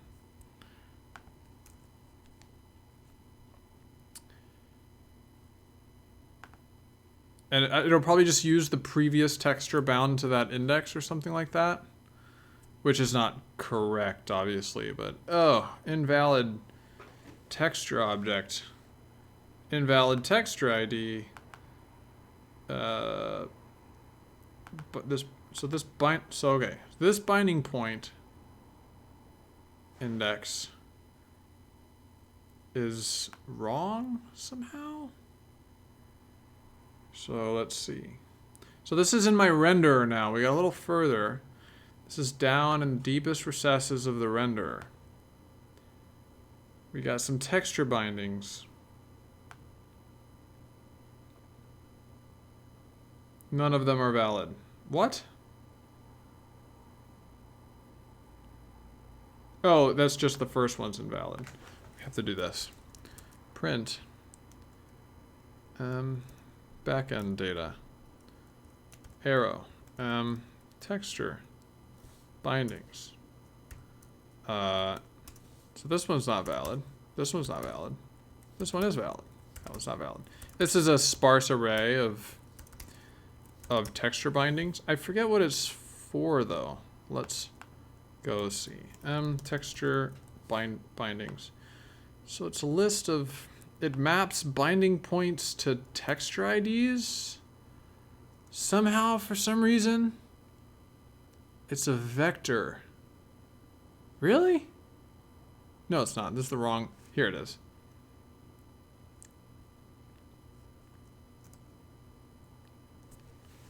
Max sampler bindings. So this invalidates them.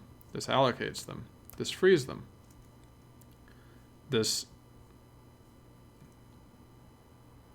is the wrong one.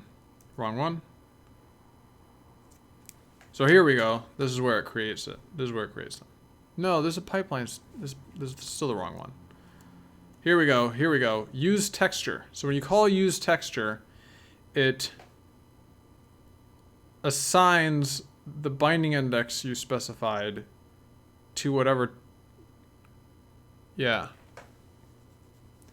I do have a placeholder texture that I can make, but it's not accessible from that part of the code. So let's look at this rendering function. Okay. So this is the renderer, and it's drawing an indexed mesh. I would love it if you ask me something. I'll answer any question I know the answer to. So I draw an indexed mesh, and you have to give me the vertex buffer and index buffer to render, how many verts per instance, and the index of the first vert, the material, which should contain all the information that it needs to render, and the transform. And that's it. Like I'm not accessing, it's pure function, right? I'm not accessing anything outside of these parameters. I'm doing that for like software engineering reasons, right? I don't want to go and grab random data, which may or may not be valid. It's spaghetti code if you do that, right? Like, I'm not a functional programmer, but I am trying to make code more understandable by not going out and grabbing a random placeholder texture from somewhere. So for the time being, it's like, you know, I mean, I guess I could do that for now, make a placeholder texture for now just to see if the thing works. How would I do that? I don't even know where I have a placeholder texture. Wait, yes I do. So there's this render utils. Wait.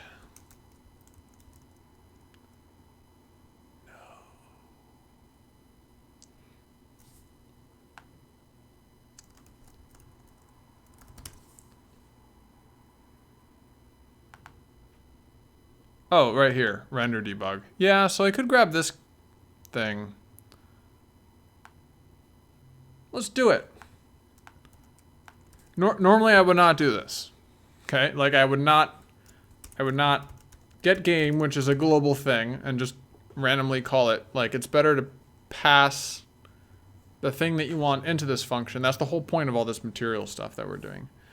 But since I know I'm about to delete this code in a moment, we're gonna go ahead and do it just for testing purposes. So get game systems. Get to game system render debug white. So we're gonna use that as the texture. All right, it's a good idea. Thanks, channel. Thanks, chat.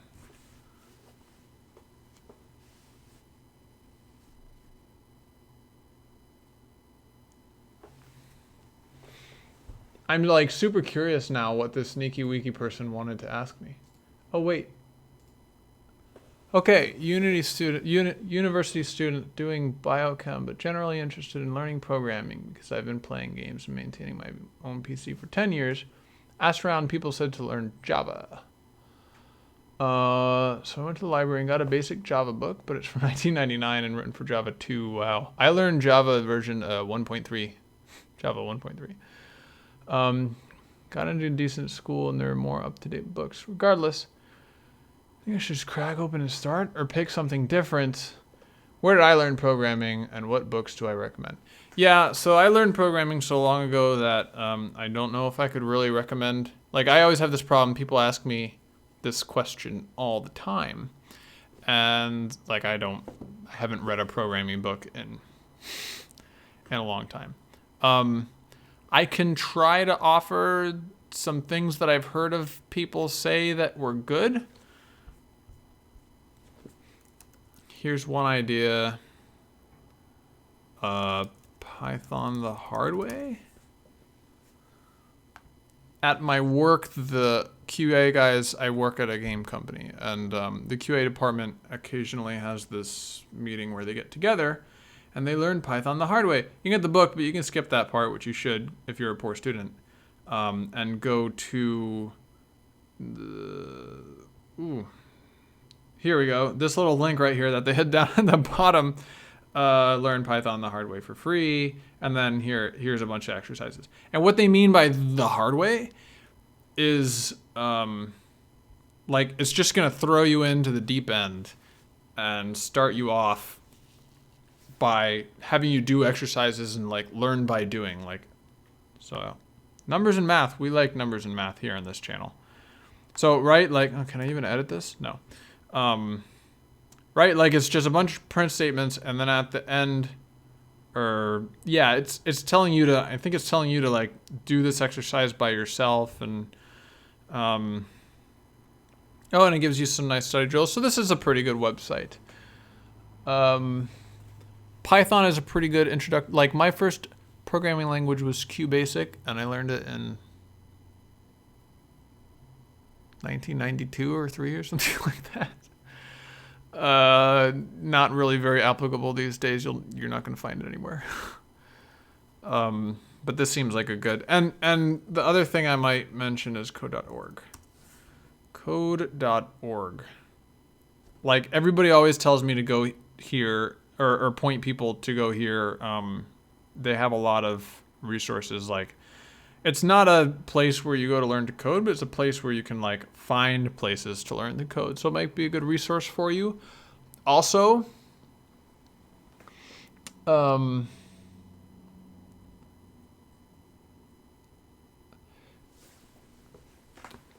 like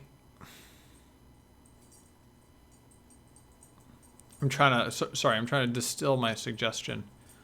A good thing to do is, like, if you've never programmed before, then this channel might, you probably aren't understanding anything that's going on. But ask questions. Like, I'm happy to answer questions. No question. I'm happy to go all the way back to the beginning of, like, how do you write a line of code?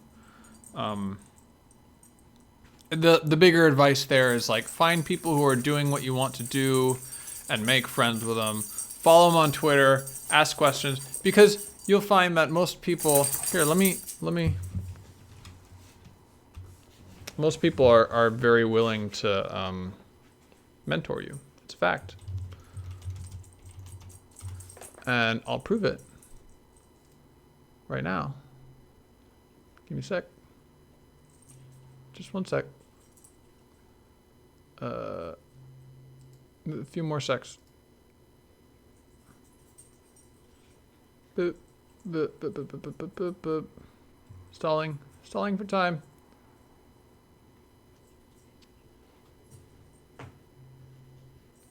Here we go.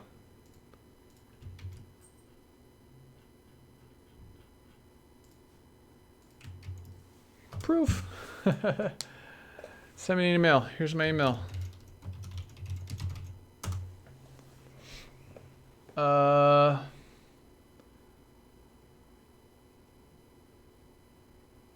Yeah, so there are some other suggestions for you.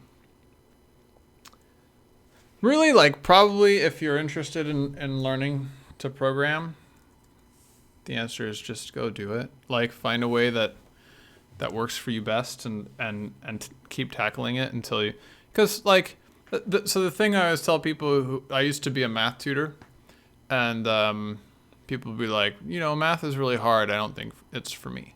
Well, yeah, anything is hard that's worth doing, and that shouldn't deter you. Like, your brain doesn't want to do hard things, but that doesn't mean you shouldn't do them. Tell your brain, no, we're doing this right now, and we're just gonna keep staring at this thing until we do it.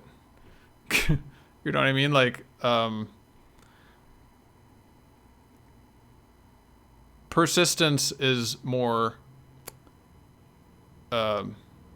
Persistence is like a better way to learn things than you know, any other way. So I don't know. So this thing says use of undefined identifier get game, and that's because I would have to up here say, ugh, do I want to do this? Remove this shit. It is bad. I'll do this for now. So this is what I was talking about. Like, this is game.h. Or wait, no. Game.h. This is a lower level function than should have access to the game. This may not even work, honestly. Yeah, this won't work. Because, okay. There are two levels here. You see game.h is here in the game directory, which is in Tengen, which is like the engine part, the engine component that sits on top of Tinker. And these are terrible names, but Tinker is like an underlying just rendering and like things that are not necessarily game engine specific things. And you can't go up, you can only go down. So Tengen can refer to Tinker, but Tinker can't refer to Tengen. And this is for like organizational reasons, so that, you know, I don't have spaghetti code. So I can't go up and get game right here. So I think I have to go the other way. So I think I can't go get this debug texture right here, unfortunately. That is true. For now. So I'm going to delete that for now. Little daunting, thank us for the advice. Get started after homework. But I'll keep tuned to the stream. Hey, you know, your college may also have programming classes too. I didn't even, actually, honestly, programming classes in college sound awful. Sound like a great way to learn to hate programming, if they're anything like any of my college classes. But I don't know. Might be fun. Might be worth trying anyway. It's, you know, if you're on a college campus, there are probably groups that will expose you to this sort of thing, like that, you know, people you can meet to socialize. Like, you'll learn more from other people than you will from a random website on the internet. It really helps. Like, I have a math study group where I live here. We get together every few weeks and we just study math. And that helps, like, keep me focused and keep me, like, otherwise I would never pick up the book and do it. You know, I have to, you know, I have a group, you know, you can go and they prompt you to learn more just by a factor of being in the group and learning from things other people do. It might work out for you. I don't know. It's a suggestion. Okay, I'll stop giving suggestions now. You don't do the socializing stuff too well? Well, it sounds like you're already a good programmer then. There's so many programmers at work who are like, I don't want to talk to this guy to his face. I'm just going to send a chat message to him. If that's the way you want to do it, that's fine. You know, there are a lot of programmers like that, honestly. Maybe socializing is the wrong word. Like, socializing, hopefully that doesn't give you this idea of like a bunch of people just chatting about, you know, like socializing in the high school way. More socializing, like learning things from people and having somebody to ask questions from, and I don't know, it can be, I don't know.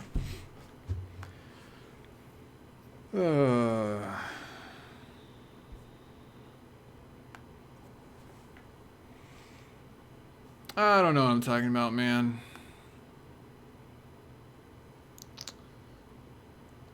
Just trying to help and stuff. So yeah, the problem is that at some point some texture wasn't valid, which is actually probably the problem, that the texture wasn't valid. The texture should be valid. And so it's passing an invalid texture in here. It's this Peace-Slayer guy again. Send a message to everyone, including the girl that sits next to me at work. Oops. Here's a funny story. We had the holiday party a few months ago at work. And I tried to because once ago I tried to copy the invite to my personal calendar so I wouldn't accidentally schedule something over the holiday party.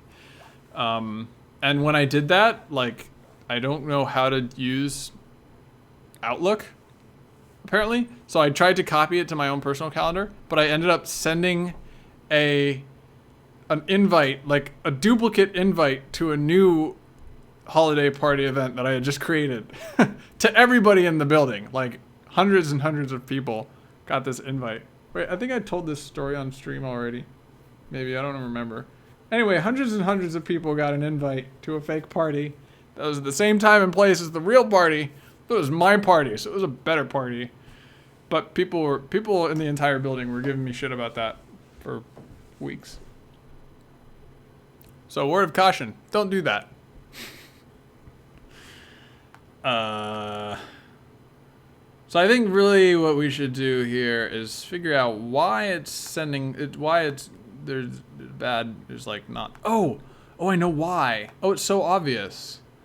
Over here where I build the level, I call it diffuse and light map. I need to call it U diffuse and U light map, because that's the actual name that it. Yeah. Adder. I think that will fix the problem, actually. And that means I need to rebuild the level. So level.tlevel. Oh, wait, no. Test.level. I'm just going to save that file, which will cause it to be recompiled. And then rerun. And then Control G. And it works. Material system. It works. Okay, so one thing left to do. It's 8 o'clock, but we can probably get it done before the end of the night. Is at the point where it loads the material, it has to set the default parameters. Oh, that's right. This is why I avoided this problem. It has to set the default parameters. But it has to know what the default parameters are. And so those default parameters have to be specified by the pipeline state object when it gets created. So I'll try to explain that.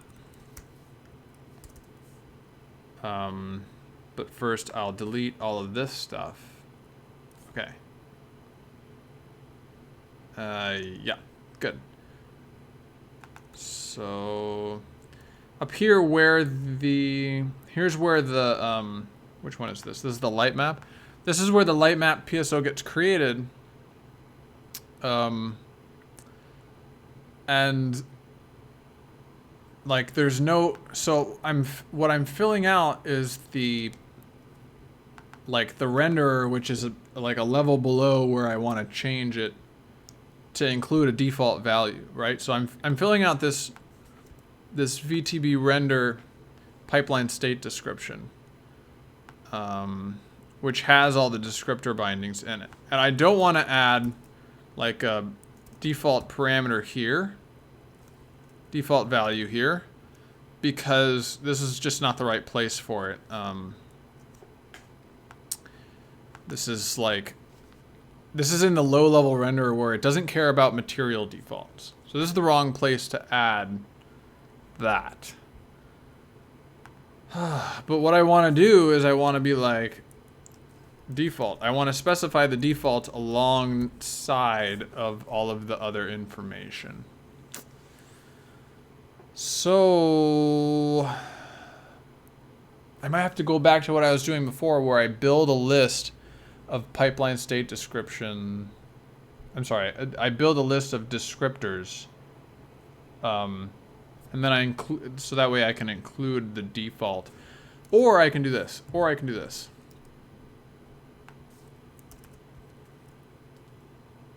Array of defaults.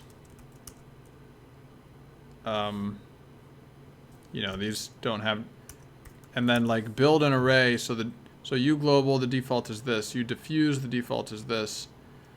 This U diffuse, the default is linear. So this is the, what, sampler? Yeah. You know, like have a parallel array of defaults.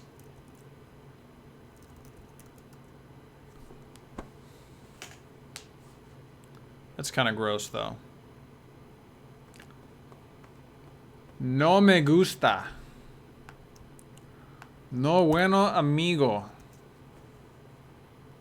So another option is right here. I can just, but if I do it like that. So right here I can do, like I can just have one default for every material.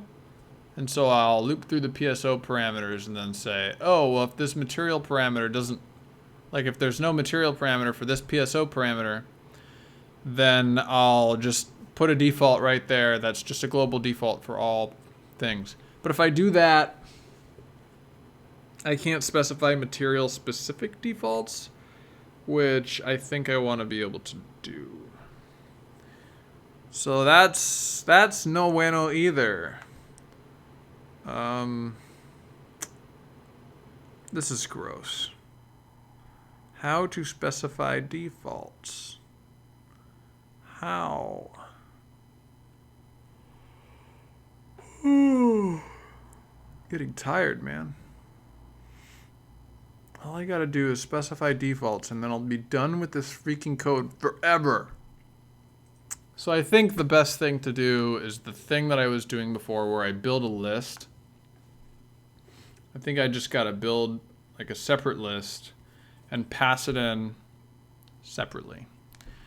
And then populate the PSO descriptor bindings from that list. And then copy it over, et cetera, et cetera. Yeah, that's not the best, but what can you do? All right, let's just do it. Let's just do it. So we're gonna undo the work that we undid before. I don't think we need this anymore. We pretty much got this. Don't save. This is programming, folks. You do something great, and then you do something crappy, and then you realize that your great thing was crappy, and then you realize that your crappy thing was great, and then you have to undo the crappy stuff to do the great stuff that you thought you were doing before, but you weren't. And then you redo the great stuff, even though it was not that great. Num bindings. Let's do it this way. PSO parameter. Bindings. Alright. So I have to add this PSO parameter back. So, no, I don't want to do it this way either. Let's use an array. T-array, PSO parameter, descriptor bindings.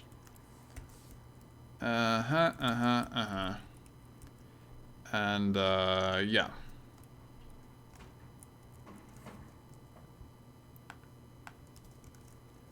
Create pipeline state, and then we'll stick that right there. Now we'll get all those compiler errors because I just changed this function signature.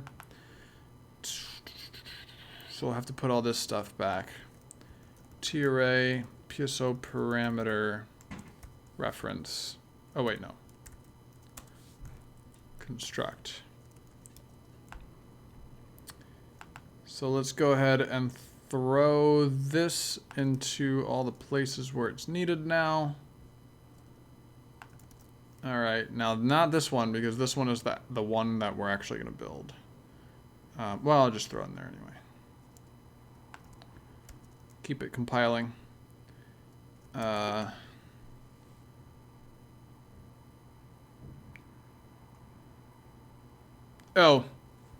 a dir. I need to do this again. Oh, it's already there. Good. Incomplete type PSO parameter. And so we add the thing back that we removed before. And life comes full circle. Up is down, left is right. Black is white. Playing Titanfall 2. It looks pretty good, honestly.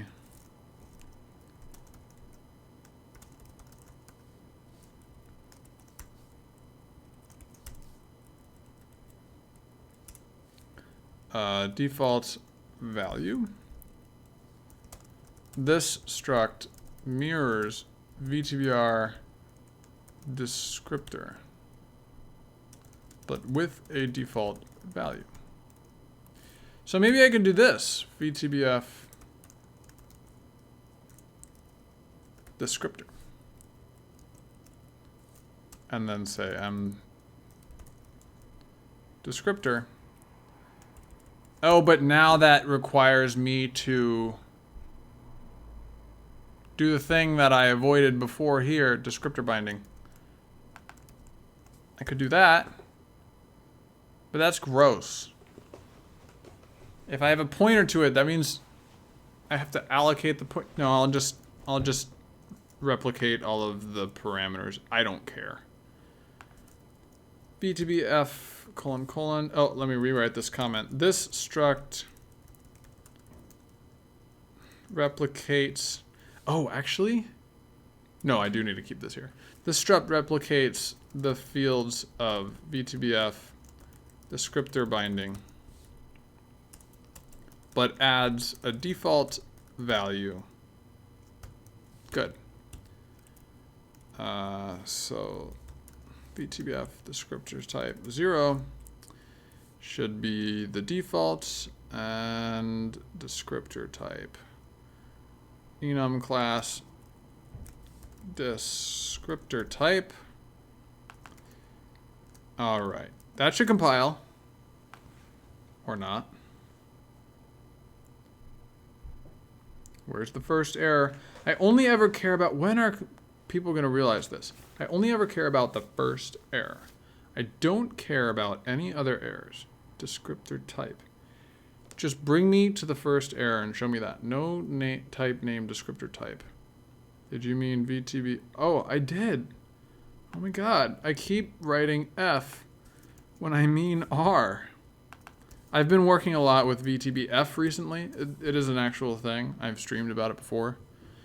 And, so, habit. Okay, here we go. Back to this stuff.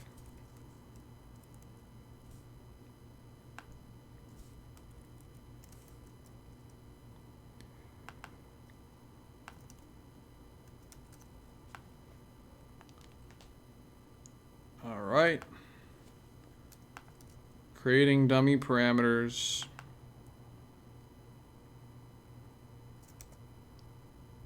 Is that the last one? That's the last one. Good. All right.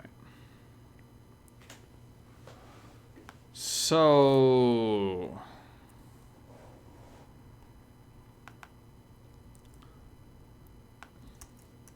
now we'll make a local T-array of PSO parameters and PSO parameters. And how did we do this last time?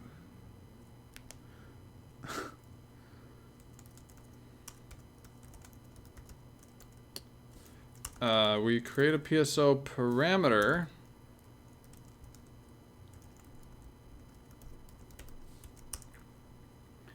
And then we fill out its values. All right. Like so. PSO parameter. Actually, let me do it this way.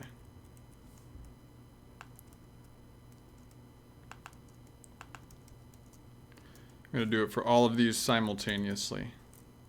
PSO parameters dot push back.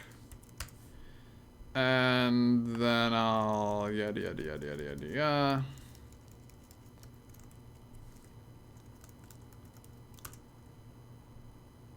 All right. And only one thing left to do, which is specify the default, which is the reason we're here. Default equals something. So it's going to be a string, and I'll have to just convert it from a string to whatever the actual thing is later. So now let's see. The uniforms don't need defaults, I think. No, that's not true. They do need defaults. Oh, this is weird. So individual uniforms. Like, uniforms are all grouped together now. In these uniform blocks and uniform buffers. So like pass.vs. No, I don't have any example, but you might have like a bunch of parameters here.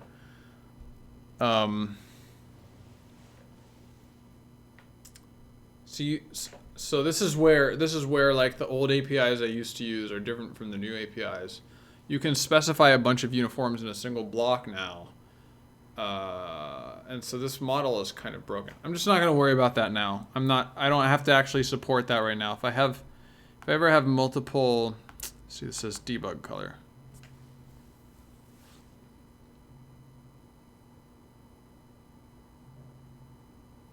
Debug color I don't have to work about because I'm not using materials for debug drawing, only for actual drawing.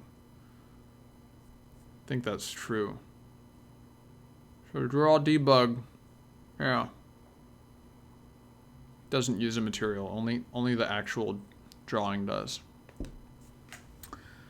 So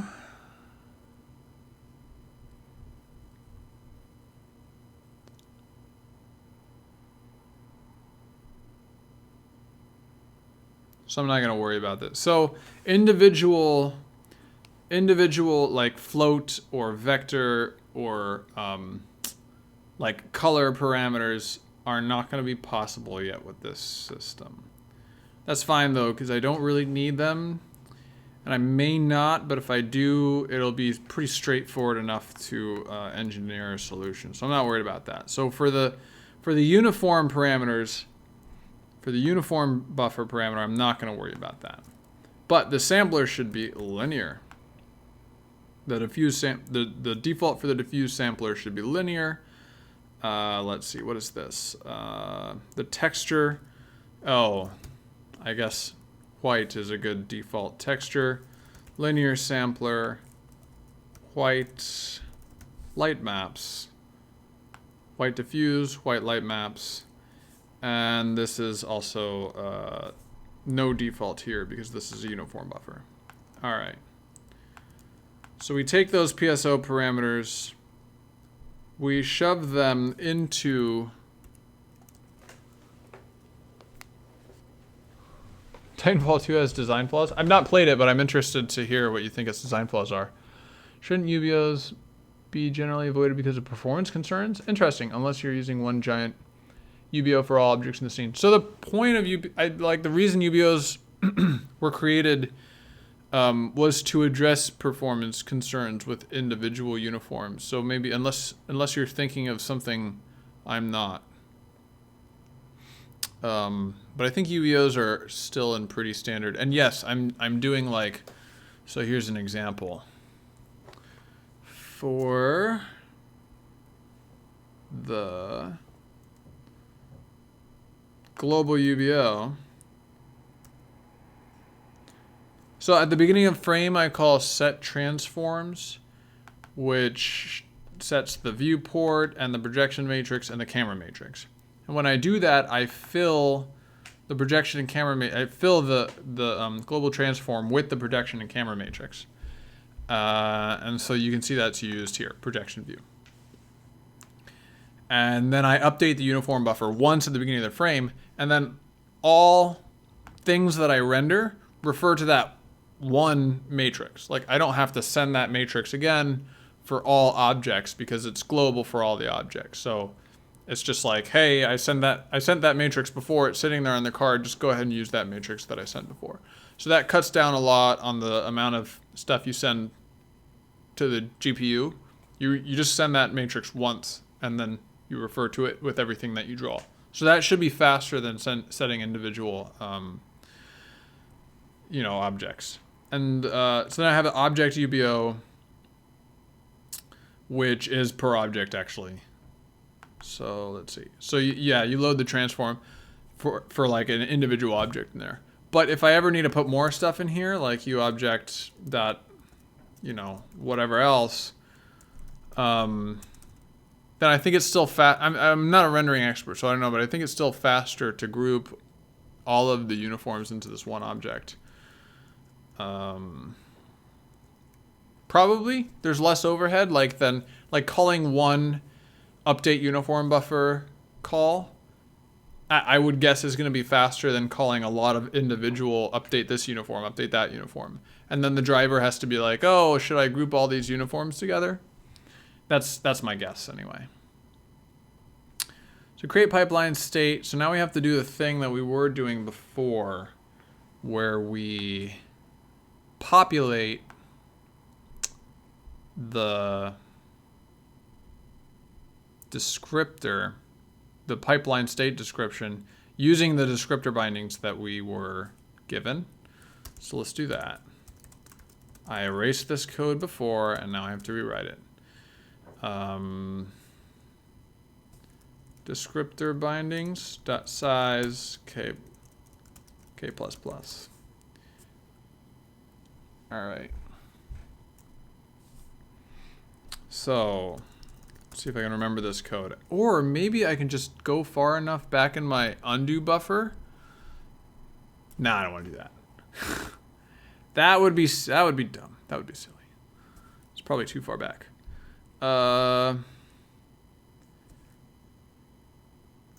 Index is going to be description, num descriptor bindings.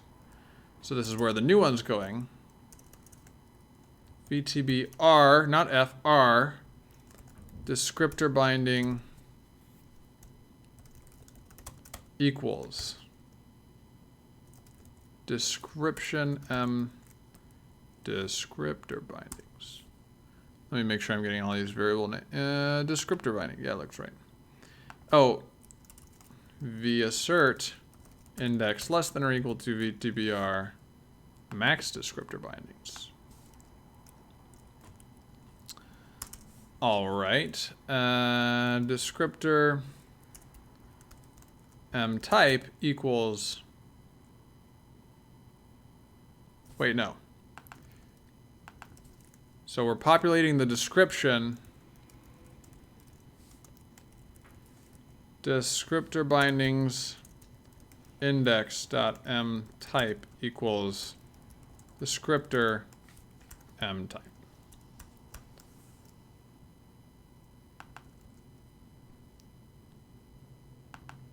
I think this is what I want. Yeah. And then at the end of all this, I need to increment the current descriptor binding. So this is copying things from the array that we created into the PSO descriptor so that we have extra copies. So we can, wait, we only need 3 of these. So copy name into name and copy binding index into binding index. And that should do it. Okay. And then this step of mem moving everything in the descriptor binding into another buffer is the same. I think that's the same. Oh, but we have to save off the defaults. We got to save off the defaults. So let's do that. Descriptor bindings. Let's create a, really? Oh, it's over here now. It's over here now. Here it is. So for this, we can just create a member T array. Pipeline state data, descriptor defaults, type const char star. So we're creating an array of string defaults, of default strings. Okay. So far, so good.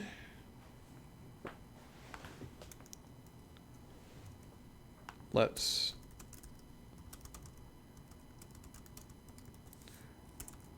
populate that array. Resource data, descriptor defaults. Descriptor is a hard word to type, at least in Dvorak. Descriptor defaults dot push back descriptor bindings k dot default.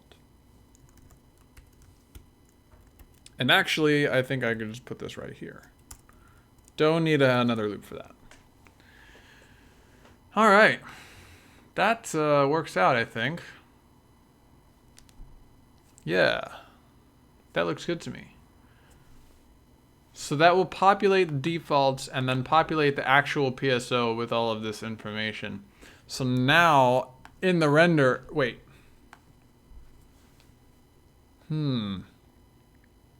Actually, we don't need to populate the defaults. We don't freaking care about populating the defaults. What we need to do is change this. Wait.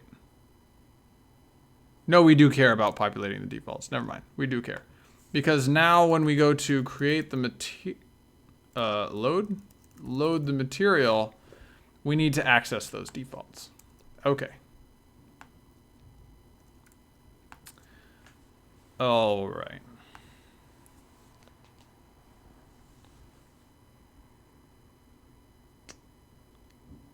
Parameter value. Yeah, so here's what we need to do. Pipeline state data, PSO data equals get pipeline state data.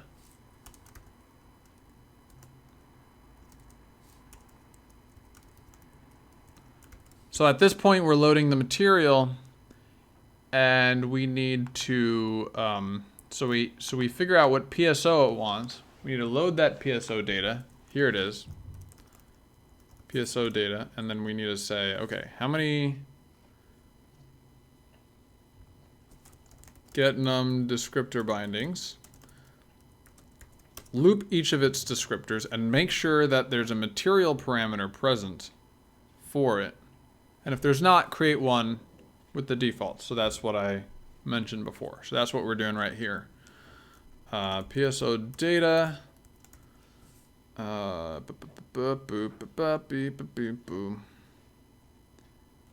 sorry. Get descriptor binding K. So this is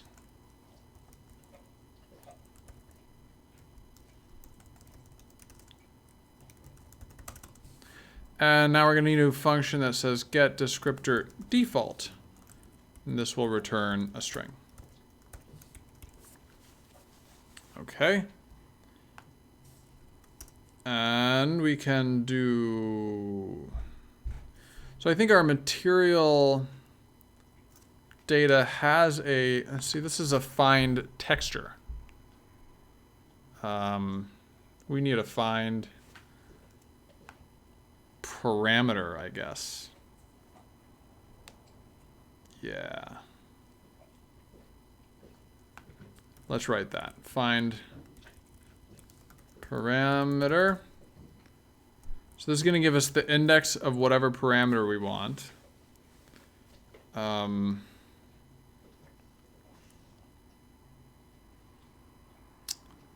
No, that's not good. We should just do this manually. So let's go to find texture, and there's a little search algorithm right here, which I'm just gonna copy pasta. I already have this.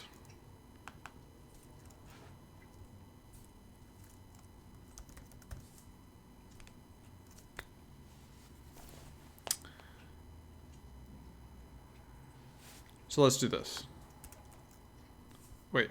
Maybe I can use a stud find if here. What will stud find if return? An iterator. Yeah, that's not what I want. I want the index.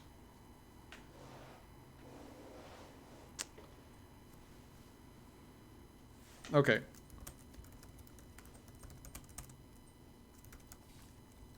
Old-fashioned way. Material index equals K. So we search the material for a parameter of this name, and the descriptor name will be that parameter. So we're going to search. So we're looping through every descriptor, and then we search the material for a parameter of that name. If material index is less than 0, then we found it. Actually, I should say, if it's greater than or equal to 0, then we found it, and this material parameter exists. Good.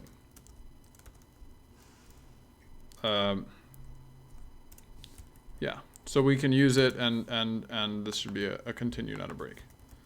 Continue. Otherwise,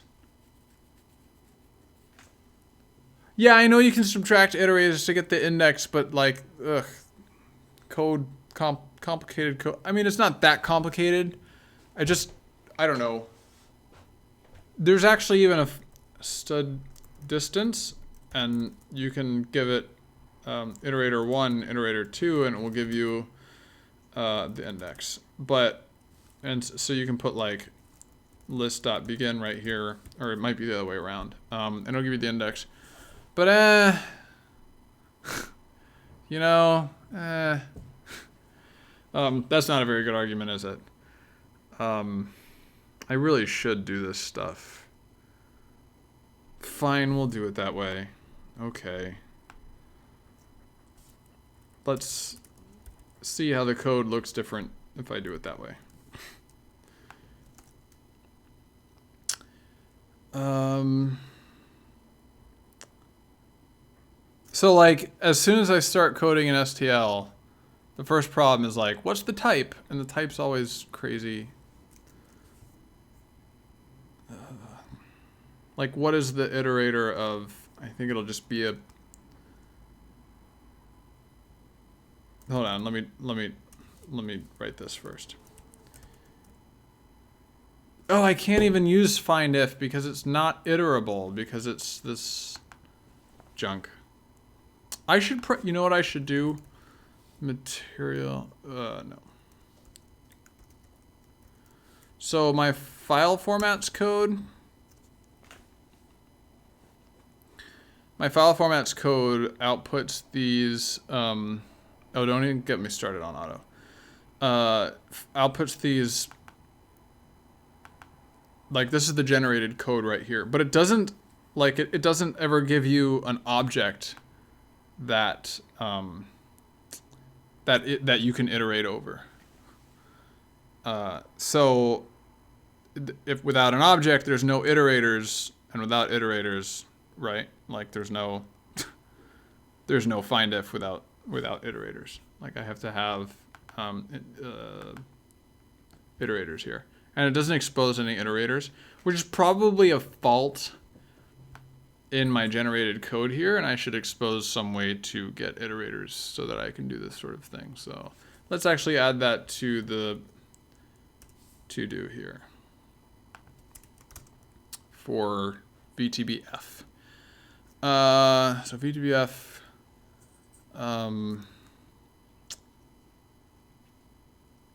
list iterators so that you can do stud, find, if, or even just find, really.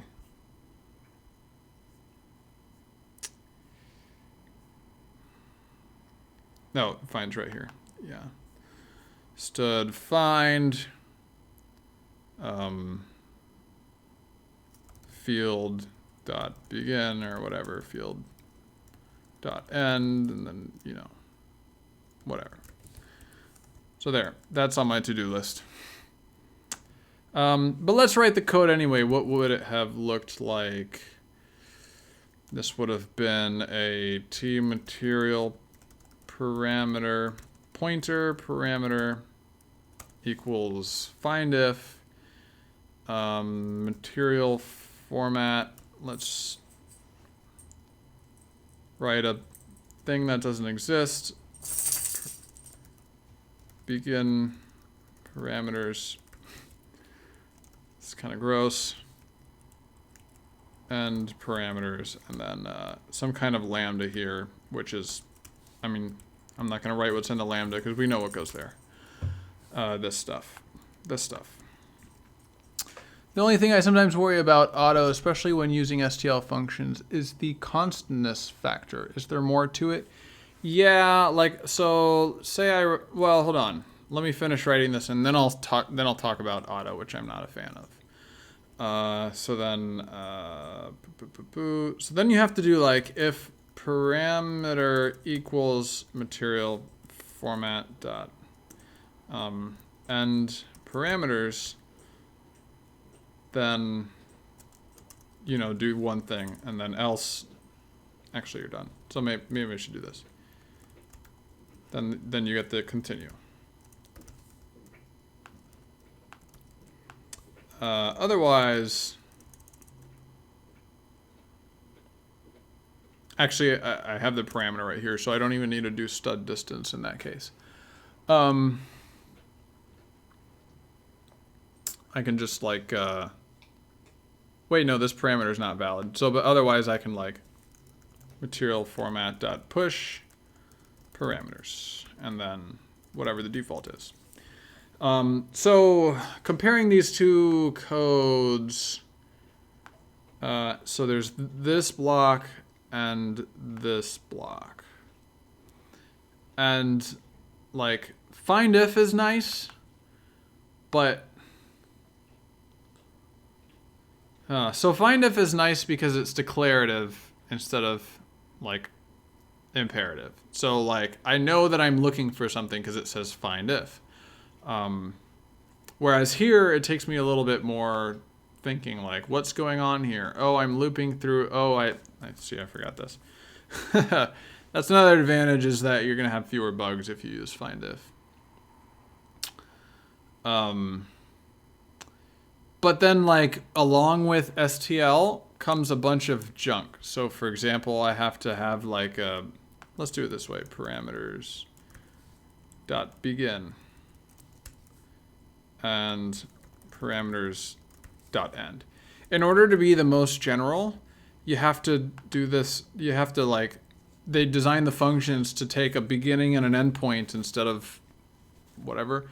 And that's kind of weird. So I don't know if that, like,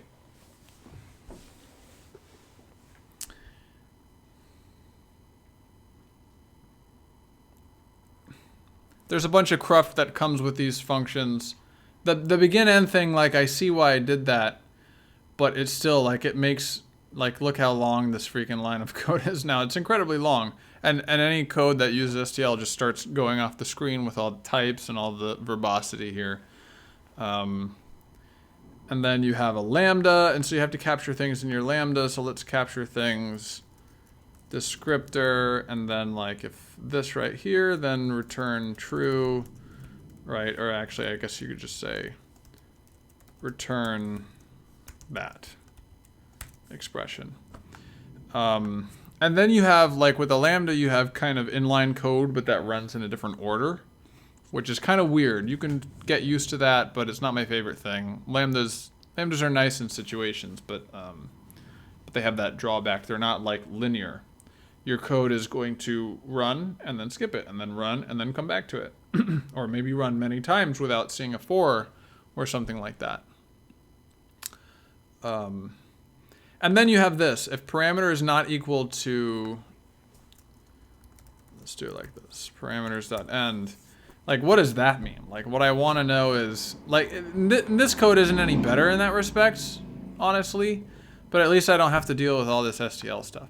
So now the problem with auto is, I mean, the obvious problem is, what's the type of parameter? Like, what is it? I don't even know what it is. I'm seeing this code for the first time. Sam's seeing this code for the first time, and I want to know what this guy is so that I can know how to use it. Can't. If you have an IDE, which, as you can see, I do not have, then you can put a dot here, and then it will show you all the things. Unless Visual Studio freezes up or has a bug, and then it will show you nothing. And it does that often for me all the time. So, like, I feel like it's better to always be explicit with the types. So, like, here's the thing. Auto was not designed to save you from typing. Auto was designed because some guy needed to do, or girl, I don't know, template metaprogramming, where they didn't necessarily know the type and they needed the type to be auto-deduced for them. That's not the case here. Like, we know the type. There it is. Right? Like, why should you obscure the type? It's nice. It's useful to be able to see the type in the code. It makes the code more clear. But people are going on about almost always auto now, because I guess it saves you typing, but you only have to type the stupid thing once, but then you're going to have to read it 100 times or something like that. So just, don't be lazy. Do a little more typing. Like, in general, it's probably a pretty good general rule that if you do something because it's less typing, then maybe that's not so great. Like, you should do a little more typing.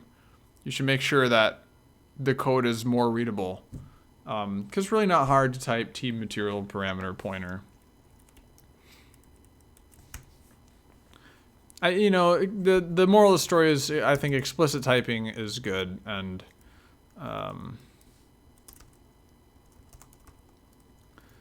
otherwise you're programming in Python. You know what I mean?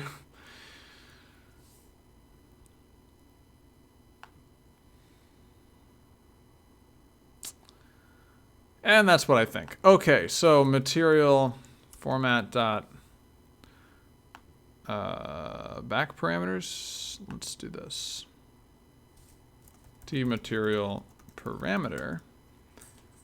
Parameter equals back parameters. So we weren't able to find a parameter with this name. So that means we're going to add one of our own. And let's see. I forget what the names are. Here they are. Oh, it's just name. So set name descriptor mname. And parameter dot set default. Here's where the money is. We're going to set that default to whatever was in the... Oh, so we had PSO data, get descriptor default K. K? Yes, K. Okay. Good. Perfect. Now we need... Oh, actually, I already do that. So we need a... If we set the default... If this happens to be a texture, we then need to go look up that texture, which we, of course, we do. So here's something else we need to do that I apparently didn't do before. Texture handle. Texture equals load texture. So if it's not valid, then there has to be like, so that means that either someone specified an invalid texture in the material, or the default was invalid. So one sec, I'll read that. So I need to have like a super default texture that is set for... Yeah, I'm not going to do this right now.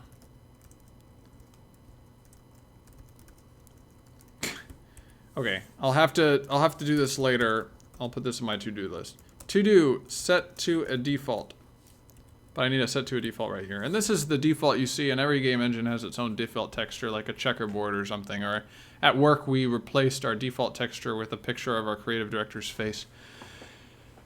I kind of go for explicit data type almost always, but sometimes when you're prototyping, it's nice to know that auto exists. And coming from Visual Studio Universe, a simple mouse hover reveals the type. You don't have to do much if you're using Visual Studio. Yes, but that's like extra work. A simple, like you say, a simple mouse hover. So part of the problem is like, you always hear this argument. Oh, go! I'm talking. I'll feed you later. I'll feed you later. Yeah, the dog wants dinner. Which means it's getting late. Yeah, like this is always the response, is that yeah, Visual Studio fixes that problem for you. Like you can see that Visual Studio will tell you the types and tell you all the things in that file. But like Visual Studio is not present all of the time. If you're in code review, or if your code's on GitHub, or if you're looking at it in a text editor, or if you copy pasted it somewhere, or somewhere, like, you know, like there are a lot of, or you have to port your program to a Mac, and then like, it doesn't show you the type. Does it actually show you the type? Doesn't show you anything apparently. Oh, because it's not running. Yeah. So it will show me the data if it's running, but it doesn't. I don't know. Can you get it to show the type? No. Share folder with. Oh. I don't search with Google. Yeah, like add to iTunes as a spoken track. What are you doing, Xcode? Like, you see what I mean? I don't like being dependent on Visual Studio to know my types, because Visual Studio is not always there.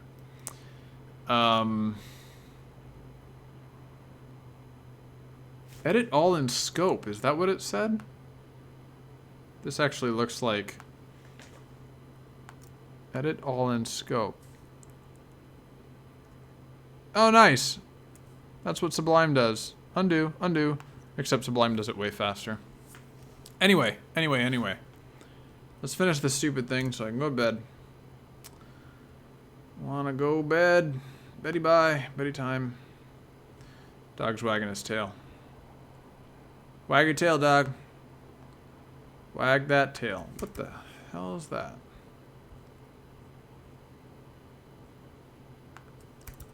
Why would I do that?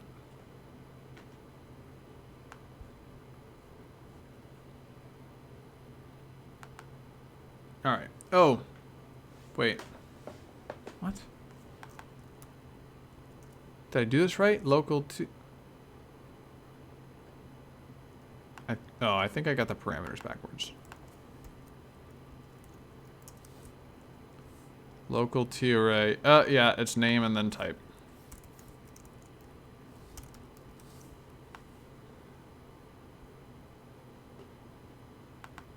No what? There is a member name default. I made it. Oops. You are crazy. Oh. M underscore default. Let's fix that. We can also have some defaults. A default for our default use of oh my god, why did I call it M underscore? Did it better the first time, honestly. Oh my god, all of these pushbacks are empty. Why did nobody tell me about that? You all could have saved me from that embarrassment. Cannot initialize. Variable of type descriptor by... What? No, I already have a...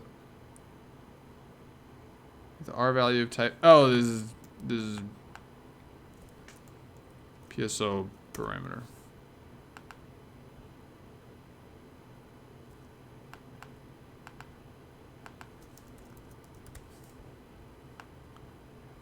And this is parameter default. All right.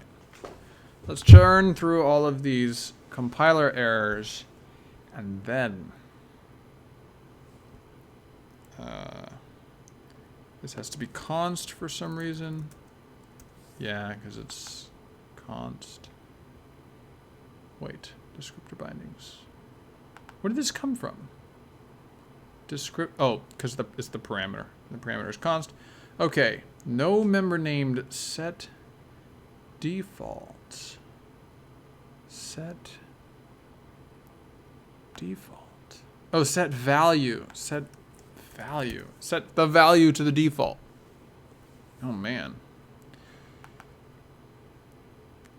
No, a non-const L value reference to cannot bind. Oh. I could do this.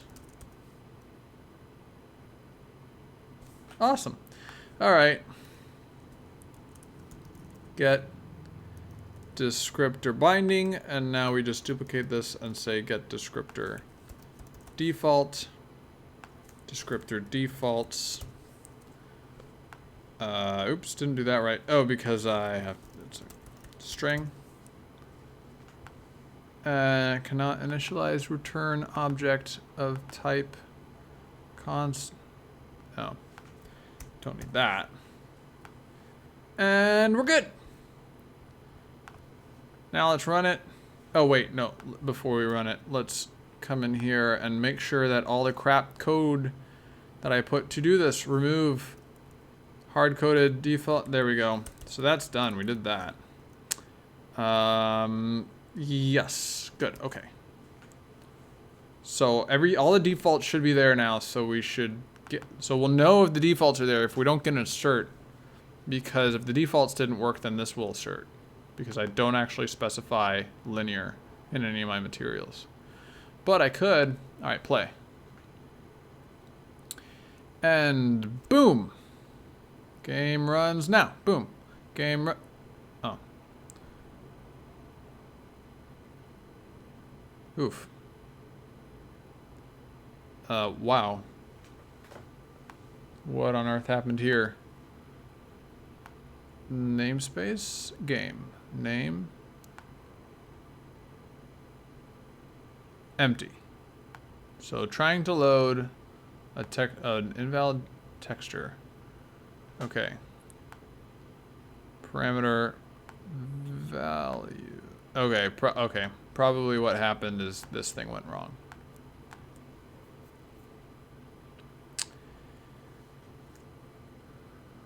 Get descriptor default. Okay, so my descriptor defaults are bad, basically, is what's happening here. Print this descriptor defaults. Let's see what they are. That one's empty. That one's linear. That one's white. That one's linear. That one's white. That one's empty. And which one are we grabbing now?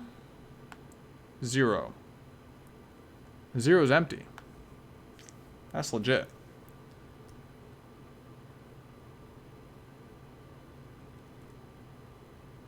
So it sets an empty one. But 0 is not the one that's a texture.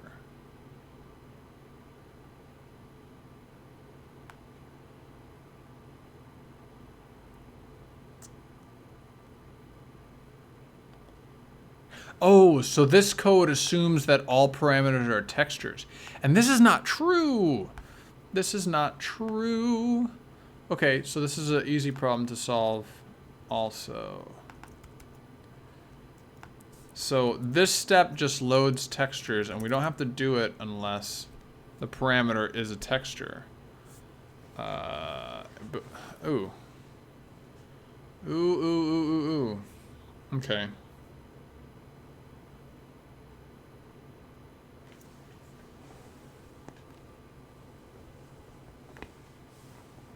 You know what we should do is we should load this texture up here.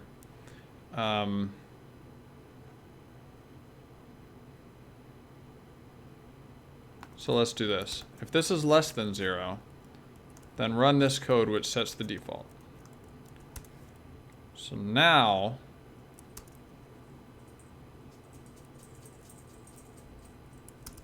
material index is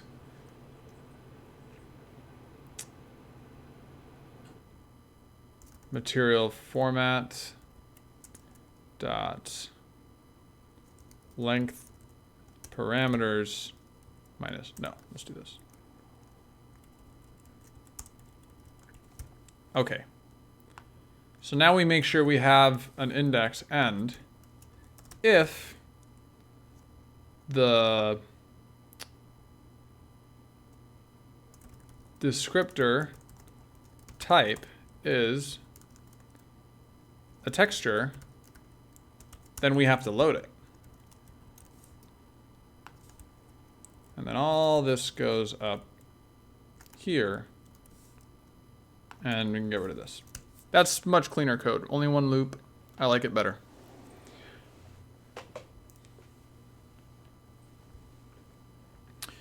So if the descriptor is a texture, then what did I break when I did that? Material data. So I guess I have to, and that's fine. Parameter.value. Okay, so I have to say t material parameter equals material format dot parameters material index. That should say parameter index, honestly. Yeah, it should. Parameter index, okay.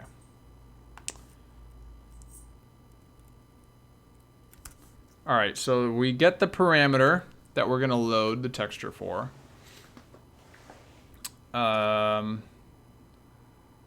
We convert its value to a string view. We load it.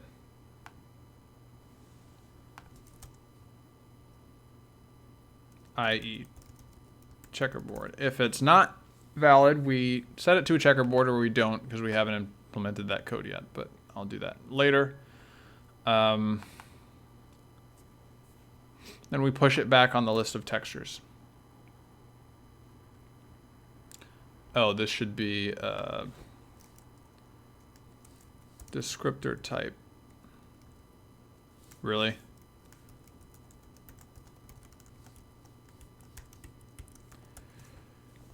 This is...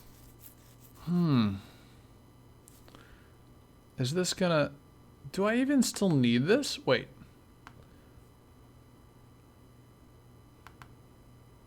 Yeah, because it looks it up over here already. No, it looks it up material data. It looks up from the material data. Material data, find texture. Okay, so this is a problem.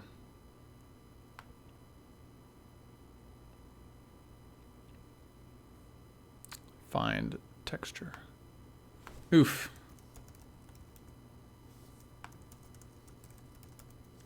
The way I store these textures in this array is just...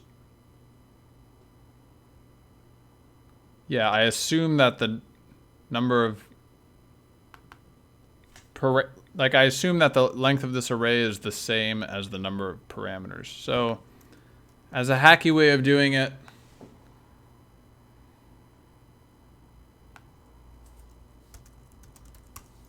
we can do this. No, we can't do that.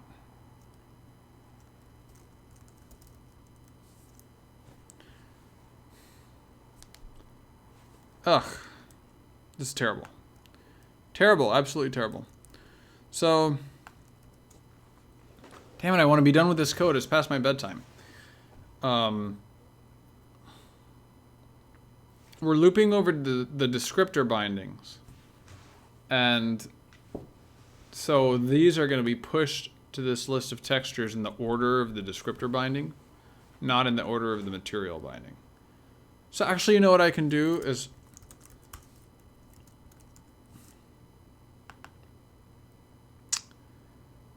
do that. This is going to be an empty texture handle. And then when I go find material, find texture, I can loop over the PSO instead. Can I? Yes, because in the material I have the PSO and I can look up the PSO. So this is going to be kind of a mess. Can I? Can I really do that?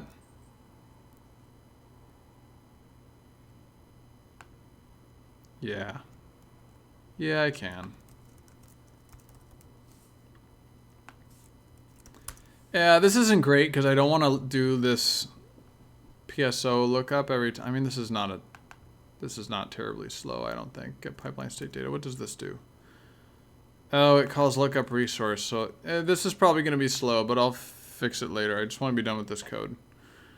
I want to get something that works first, and we optimize it later. Okay. So in the PSO data, we loop through all of the PSO data parameters, get descriptor, get num descriptor bindings, and then we compare to the descriptor binding name instead of the material name. Get descriptor binding K M name. And if true, return the... So if the kth descriptor binding matches... Oh, and I should also, if... It should also be a texture, because sometimes a sampler will have the same, the same name. So PSO data, get descriptor binding, K M type equals VTBR, descriptor type, texture. If it's not, continue. But if the name matches the kth descriptor binding, then the kth texture is our texture.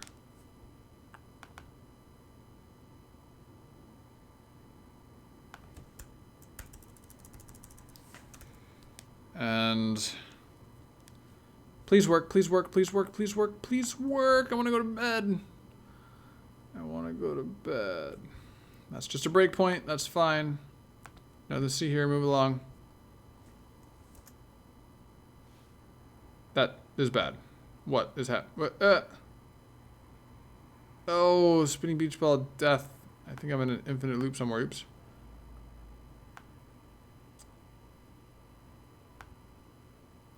Oh, wow. It's not.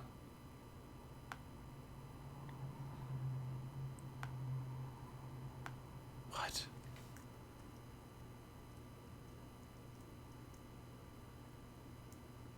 It thinks that the model is not loaded because the materials are not loaded.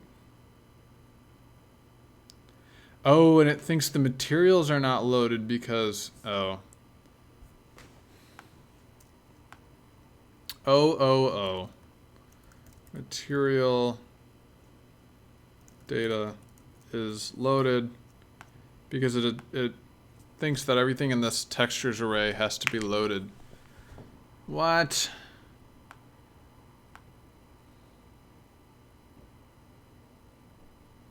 So that's just no longer true. If it's valid and it hasn't been loaded, then it's not loaded. There we go. That should fix that. Please work, please work, please work, please work, please work, please work. Oh, no cigar. We didn't get...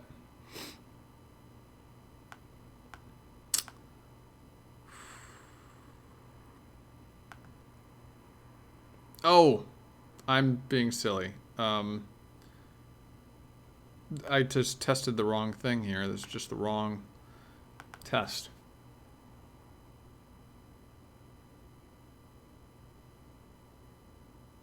So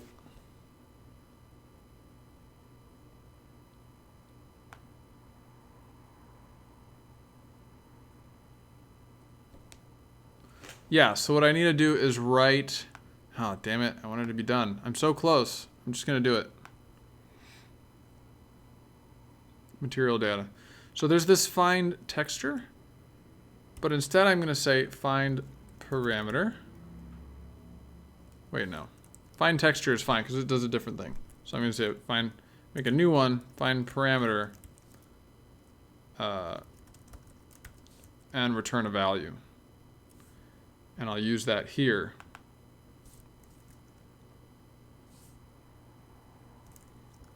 Material data, find parameter. This is what I need to do. And I'll need to implement that function. Come on, give me the linker error. Okay, good. So everything works. So this is going to be the same as find texture. Except, actually, I don't have to look up the PSO data now. I can just look up the... I can loop the length parameters. Or do I? Yes, I can. Find parameter const char star. And to string view, oh wait, I don't need this anymore.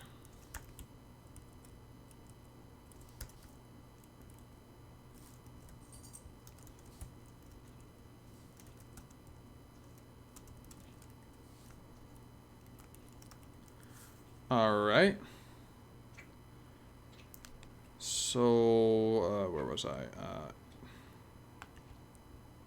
Oof. I'm just gonna go grab the code that I deleted before. Find texture, because it's pretty much exactly what I needed. And here it is.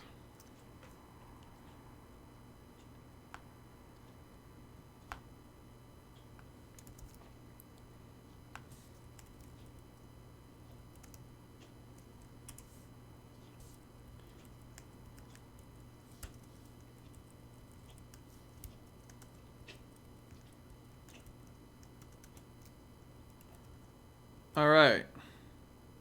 Good. return, wait, no, but not return this. Return material.parameters.k.value. Otherwise, return empty string.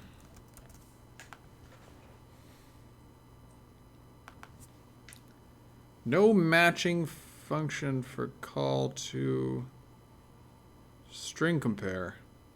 That's going to be a string. And that parameter name? Oh. Let's do this.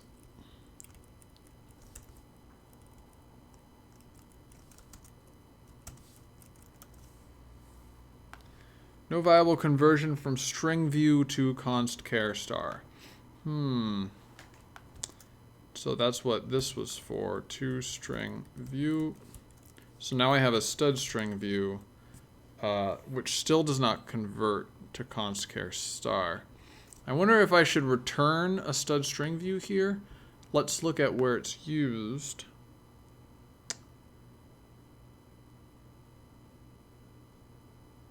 I do a string compare. Yeah, that looks like an appropriate use of stud string view.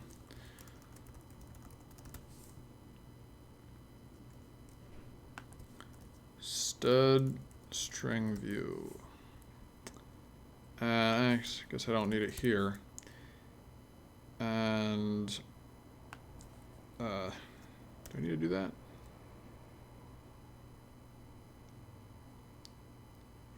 All right, and now here I can just say if this equals that.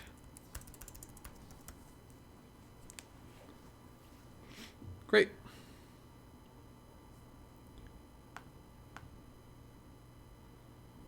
Work, work, work, work, work, work, work, work. Oh my God, I want to go to bed. Still? But I fixed it. It's probably because it returned null. Interesting. So find parameter. We're going to look through each material parameter.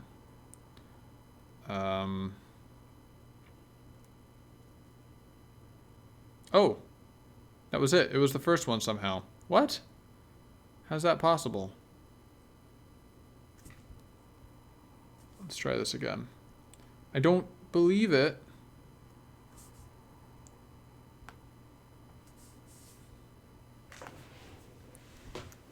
All right, step in. Material. Find the first one.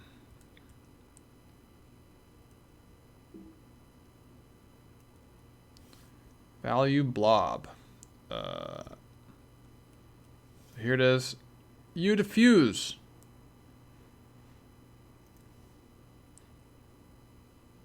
So udiffuse. Oh, because it has to be. Oh, so this is the same problem as before. Find parameter name. Ah, see, I need to provide a type here. VTBR. Descript. It's like I haven't spelled it enough. So I provide the type. Maybe when I do this, I'll finally be able to go to bed.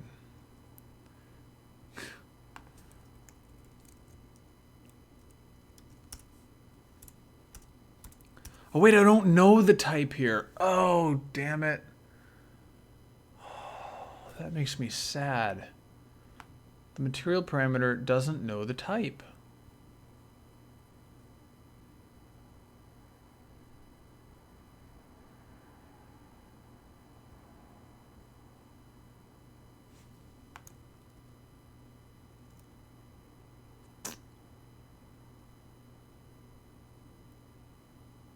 No, it does. It has a blank. Wait, no. Oh my God. It's so late I can't even think. No, the material parameters know the type. Oof. Oh, that's what I was looking up there for. Yeah, so this is weird though, because I look up the this should work anyway because I have the sampler is happens before the texture. Yeah, so the problem is there's a sampler that has the name UDiffuse type sampler, and there's a type texture that has the name UDiffuse, and you need to be able to disambiguate between them. Maybe that's the problem, is that I shouldn't have name collisions like that. But I don't have enough information to get the type here.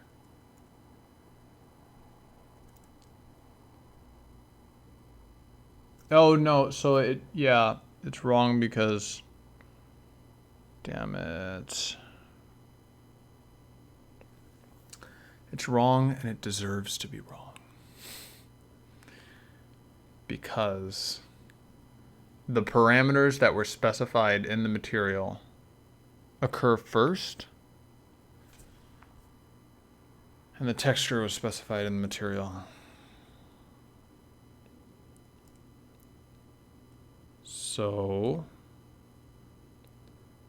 we return a string view, which we then use to compare, or not.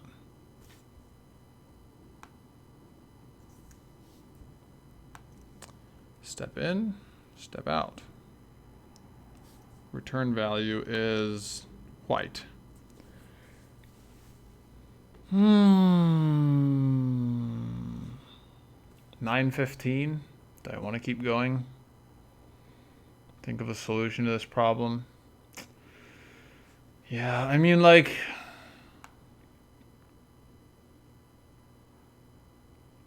damn it. This is pretty disappointing because I wanted to finish this tonight.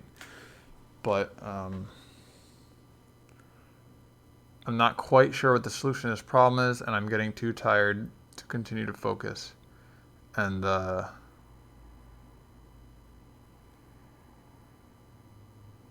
we've already done like all of the important stuff. This is just jiggering around with technicalities here. The important stuff was this loop, which is done, which has been done, and we're just trying to get like the ancillary features put together. So I'm pretty happy with this, but maybe I need just like a full rethinking of how to do default parameters or parameters in general. Or maybe I need to solve this problem where you have two parameters with the same name but different types. That doesn't seem like the greatest.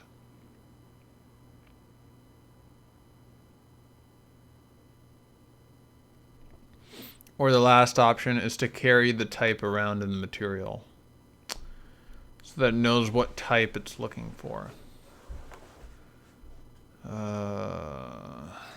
So let's see. This is what we're really looking at here. We want to find a parameter of this type of this name.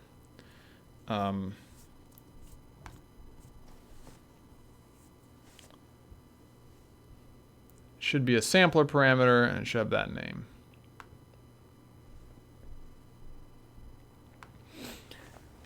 Actually, this whole thing may be misguided. Like, maybe what I should do is... Yeah, actually. This whole thing where I have to look up the parameter, given the name, that's super slow. Super slow. I haven't really worried about it because I'm not worried about performance initially, but it's slow, and I think the eventual solution and the best solution should be to specify like a binding index here, specify the binding index, and then in the material data, you just have an array of all of your parameters and textures according to the binding index. So it's just like you prepare all that ahead of time when you're loading your texture, and you just you know, sorry, I'm getting tired, and so words are starting to fail me. You just like, I'll sketch it out right here and finish it in the morning. Where is it? Material data? No, not this. Well, this too. So this would be organized by binding index. So binding index 0 of the PSO is going to be the first thing in this array, and so on. And that way, when you find texture, you don't have to do this lookup. You don't have to do this search at all. You just return, you take the binding index, which you know the binding index is right here. You can grab it from inside of here. It's there it is. And then you just return the first one. And same thing with the materials. You organize the material parameters so that it's always the first one. And then when you actually go to load the material data, load the material in this loop right here,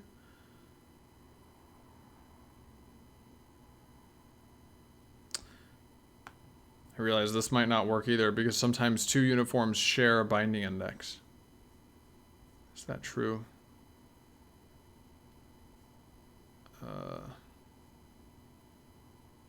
Yeah, these two share a binding index. So instead of doing it by binding index, you do it by the index into this array or something like that. Yeah, that's better. So you pass, instead of passing here,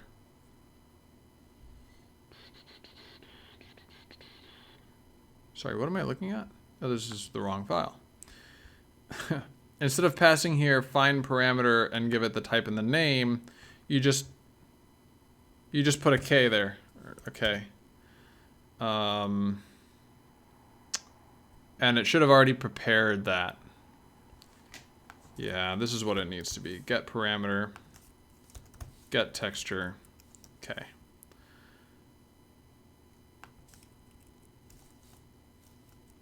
Into parameter, into parameter. And then over here,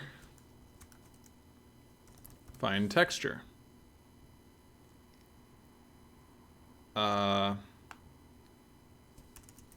Super simple. M textures parameter. Oops.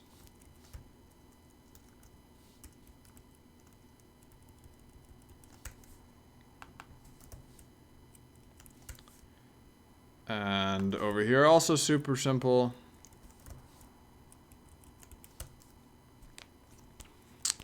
I might need to make a new array here or something, so return material parameters and parameter.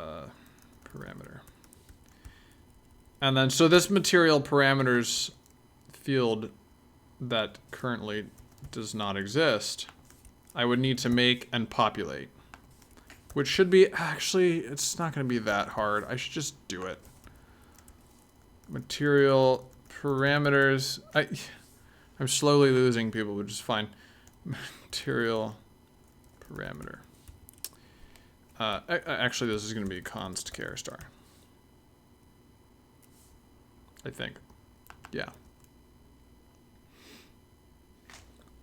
Get parameter to get the texture. Okay, so when I load the material, in this loop, see, I have this loop set up for me, so this loop is perfect. I just need to, I don't need to do this anymore.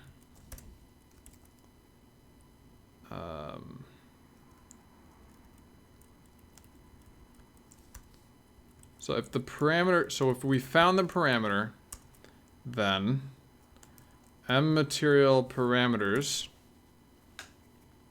dot pushback material format dot parameters parameter index. Maybe this can be a stud string view. All right. Otherwise, we did not find that parameter, so material parameters, and now we need to add we need to set it to the default parameter. So string view, PSO data, get descriptor default, okay. All right.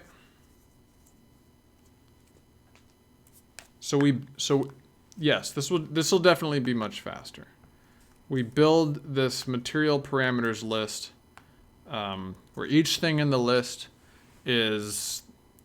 corresponds to the descriptor bindings, and we have the descriptor bindings available right here, so we can just grab them.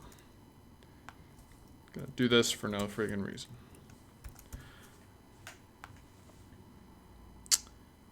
What did I do wrong? No matching member of oh, I need to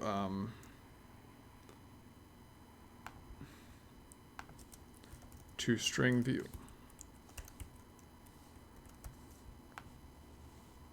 Still no matching member of function. No known conversion. Oh, I need to say dot value. Wait, what is it? Value. Oh, that did it. Okay. So that wasn't that much more effort. I'm just a big baby. I'm just a whiner.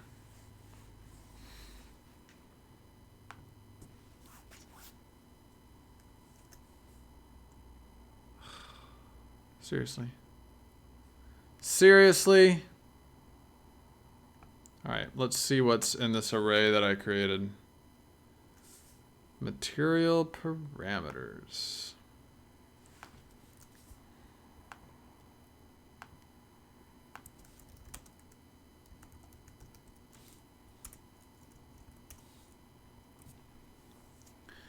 So that one's empty. That one's white. That one's white. That one's white. That one's white. And that one's empty. That one's invalid. Well, that's not right. They're all white. Why are they all white?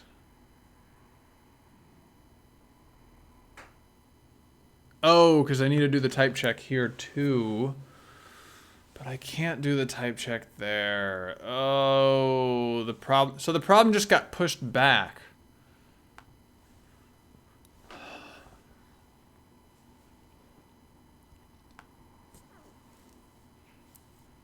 To here. Alright, I need to do this. T material parameter type is an enum. Oh my god, I'm never getting to bed. Namespace. File formats.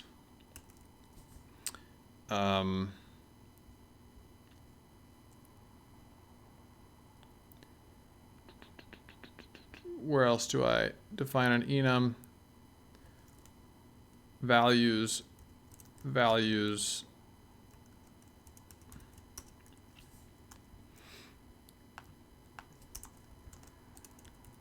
This enum mirrors that in VTBR descriptor type, which is invalid, which is 0. Hold on, let's just descriptor type.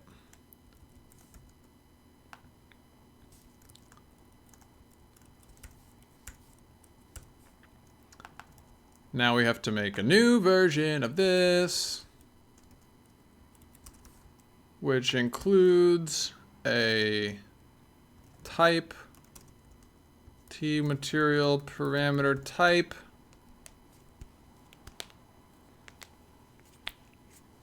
version 1. Now we go to the level and we say parameter dot set type file formats. Actually, it's already in scope. T material parameter type texture. All right, now we have a freaking type all the way up and down. Are you happy now? Now we can say if material format dot parameters k dot type not equal to descriptor m type. Oh, except that these two aren't actually the same type. So I need to have some kind of helper function or something. This is going to be gross.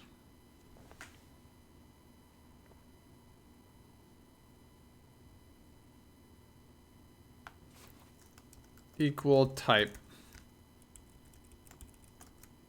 If not equal type, continue. So now I have to implement this equal type function, which is going to be gross. Let's go up to that anonymous namespace. Bool equal type. T material parameter type. It's file formats. T material parameter type.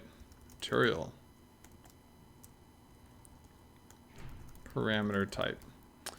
And then this is going to be VTBR descriptor type. Descriptor type. If. So this is going to be super ugly. Return.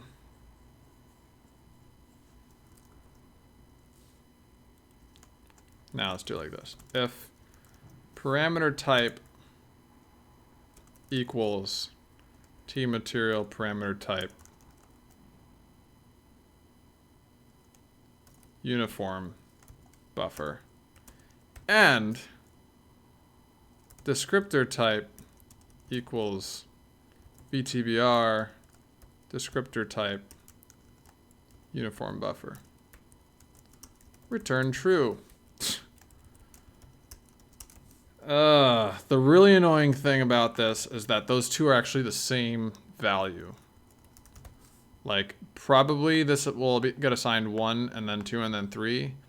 And then this will get assigned 1, then 2, and then 3. But I'm not going to write code that just like compares their value, because that's just going to break someday. I know it.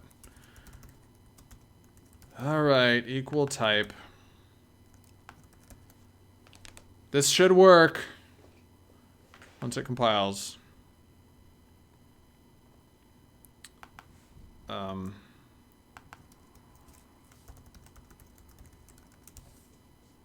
Shit, oops. Shit. Don't look at that. Okay. Good. Good. Good. Wait, not good. Not good. That's full of errors. Why was that full of errors? No, are we good? We succeeded? Okay. And this succeeded? Okay. Run. And that blows up immediately. What is this?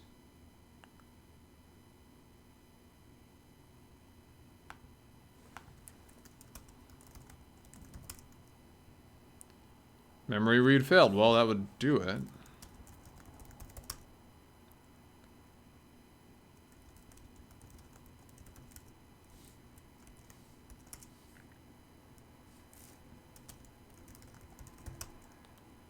Memory read failed. So I'm running off the end of some kind of memory. Oh, wait, I read that twice. I'm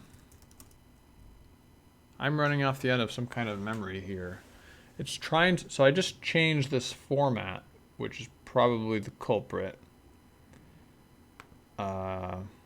It's looking for the value. Format header looks all right.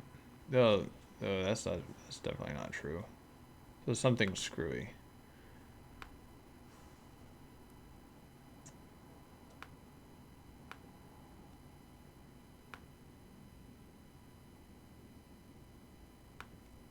It's trying to get the value of this parameter. What parameter in the, oh, there it is. There it is. Ooh, why didn't it catch that in the bounds checking this function? VTB format. Oh man, it's always like you get so close and then you get caught up on this silly little stuff.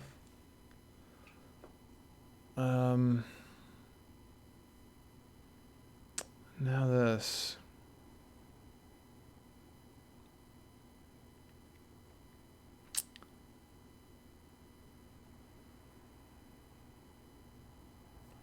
This bounds checking should have been caught at some point.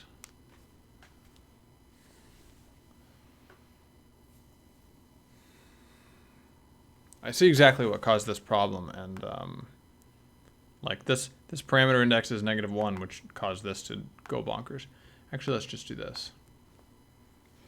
Step in here. Come on, step in there. All right.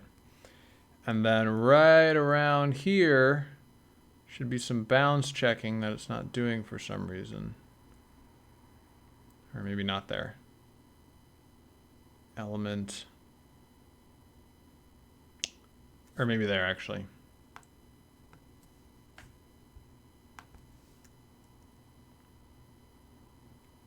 Can I do the bounds checking here?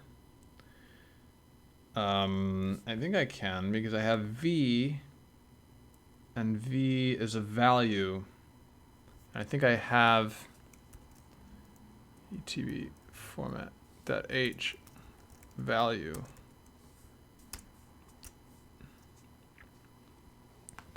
For array methods, I have a length somewhere. Yeah, array length.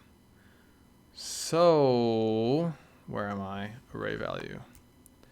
VTB format array value.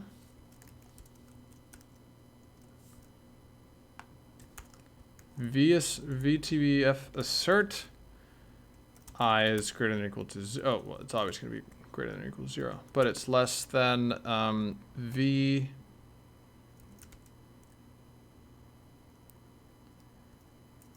array length.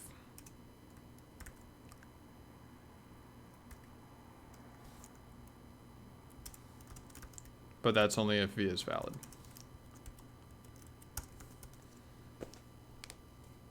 And now we recompile everything. But that's honestly not all that because there's not much code. All right, come on, big money, big money. Bug is fixed, bug is fixed.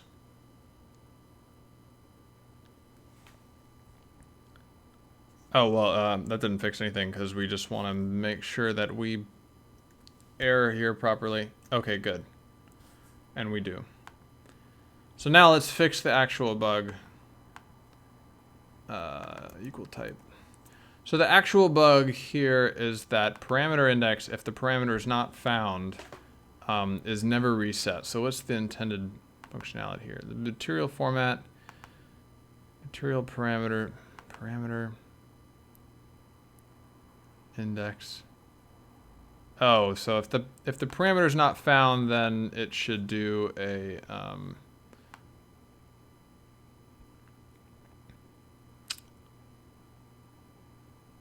yeah. Why would the parameter not be found though? This parameter should have been found. What's K? K is 2 here. 0, 1, 2. 2 is the first texture parameter. Let's see why it's not being found, because I'm pretty sure we did specify a valid texture for that thing. So here's K is 0, and then 1, and then 2. And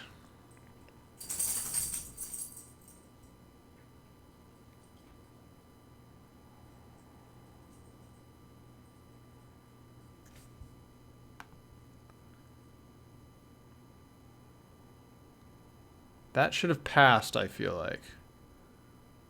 Descriptor type is texture. Maybe this is the problem. Oh, there are two. The classic. The index problem.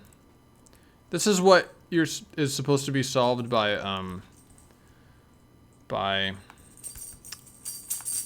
having like indexless array loops, which is good, except that I don't use them, which means that I accept that I occasionally get this bug from screwing up the array indexes. So let's see, did I miss any K's? No. All right, let's try that again. That actually may not, given this loop, may not even have caused the problem. But anyway, so this should,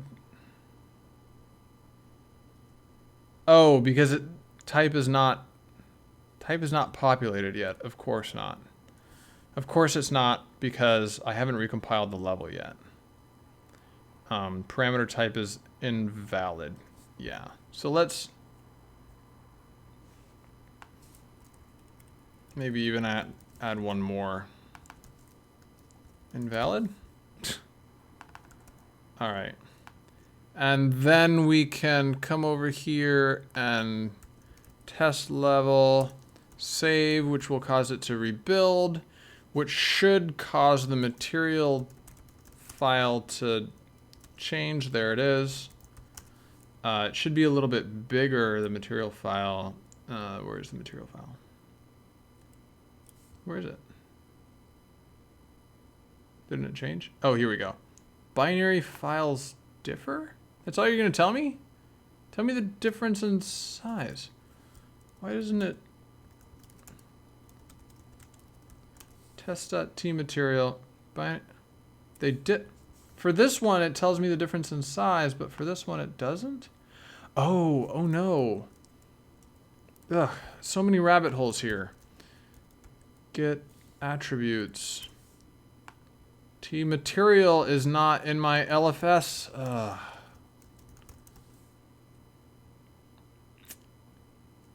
So it's been...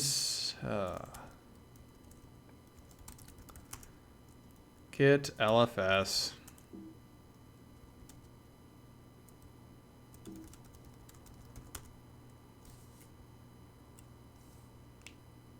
Great. And it's, I don't know, it's probably not going to put that in LFS now. Maybe it is. How do I force it to move it from regular get over to LFS? I don't even know. I'm not going to worry about that right now. Okay. So anyway, they do differ, these two files. It would normally tell me that it's bigger, but yeah, it's not gonna, because it's not an LFS. Large file storage, it's a silly Git thing. We don't have to concern ourselves with that right now. Anyway, point is, this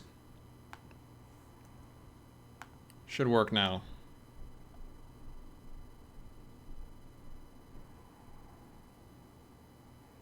Is that okay? Yes, that's okay.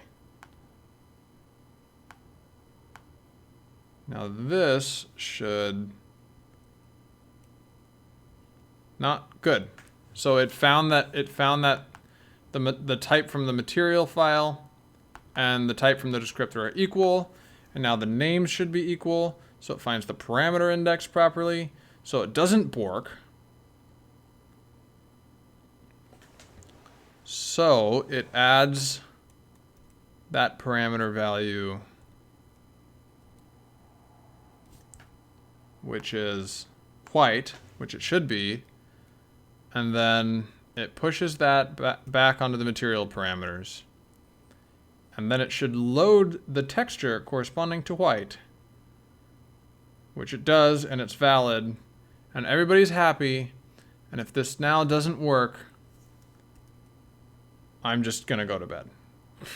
I'm just gonna give up and go to bed.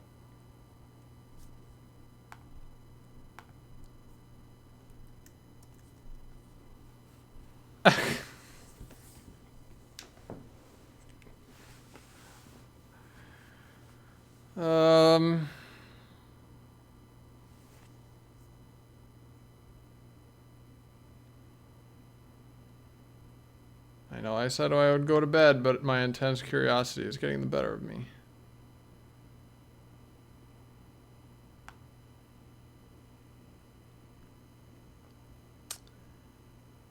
Render, where is it?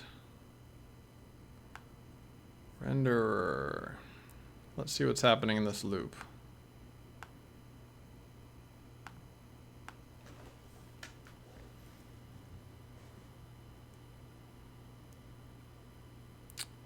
The uniform buffer looks good. Binding index 0. That is okay. Next should be the sampler, and it is. It'll assign a linear sampler to binding index 1, which it does. So that's legit. Next, it will assign a texture to binding index 1 again.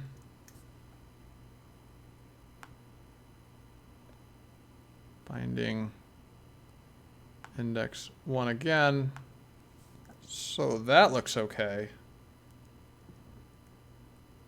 And then again, now to binding index 2. There's 2. It's linear. Now the texture to binding index 2. The texture it's going to assign should be the white texture. I can't tell.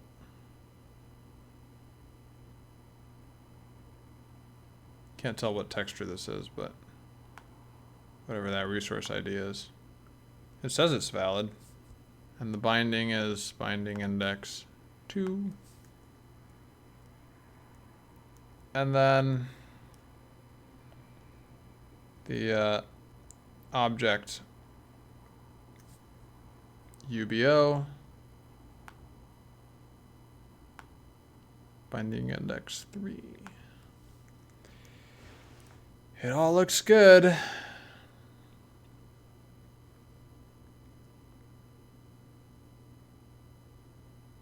But it's not enough.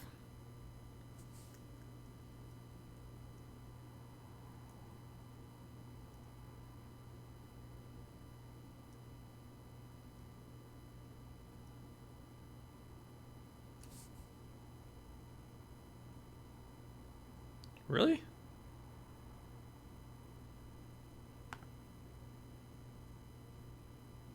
Oh, no, that's fine.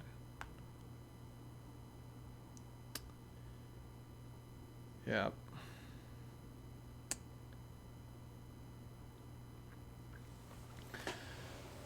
Oh, well, that happens, I guess.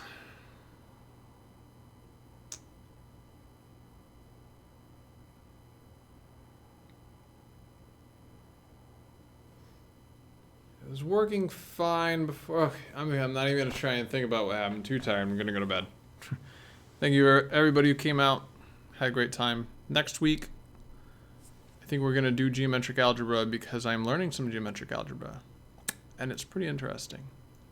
So it'll be a lot more math. We haven't done math in this stream in a while. I want to get back to some math stuff. So next stream will be a lot more math and programming.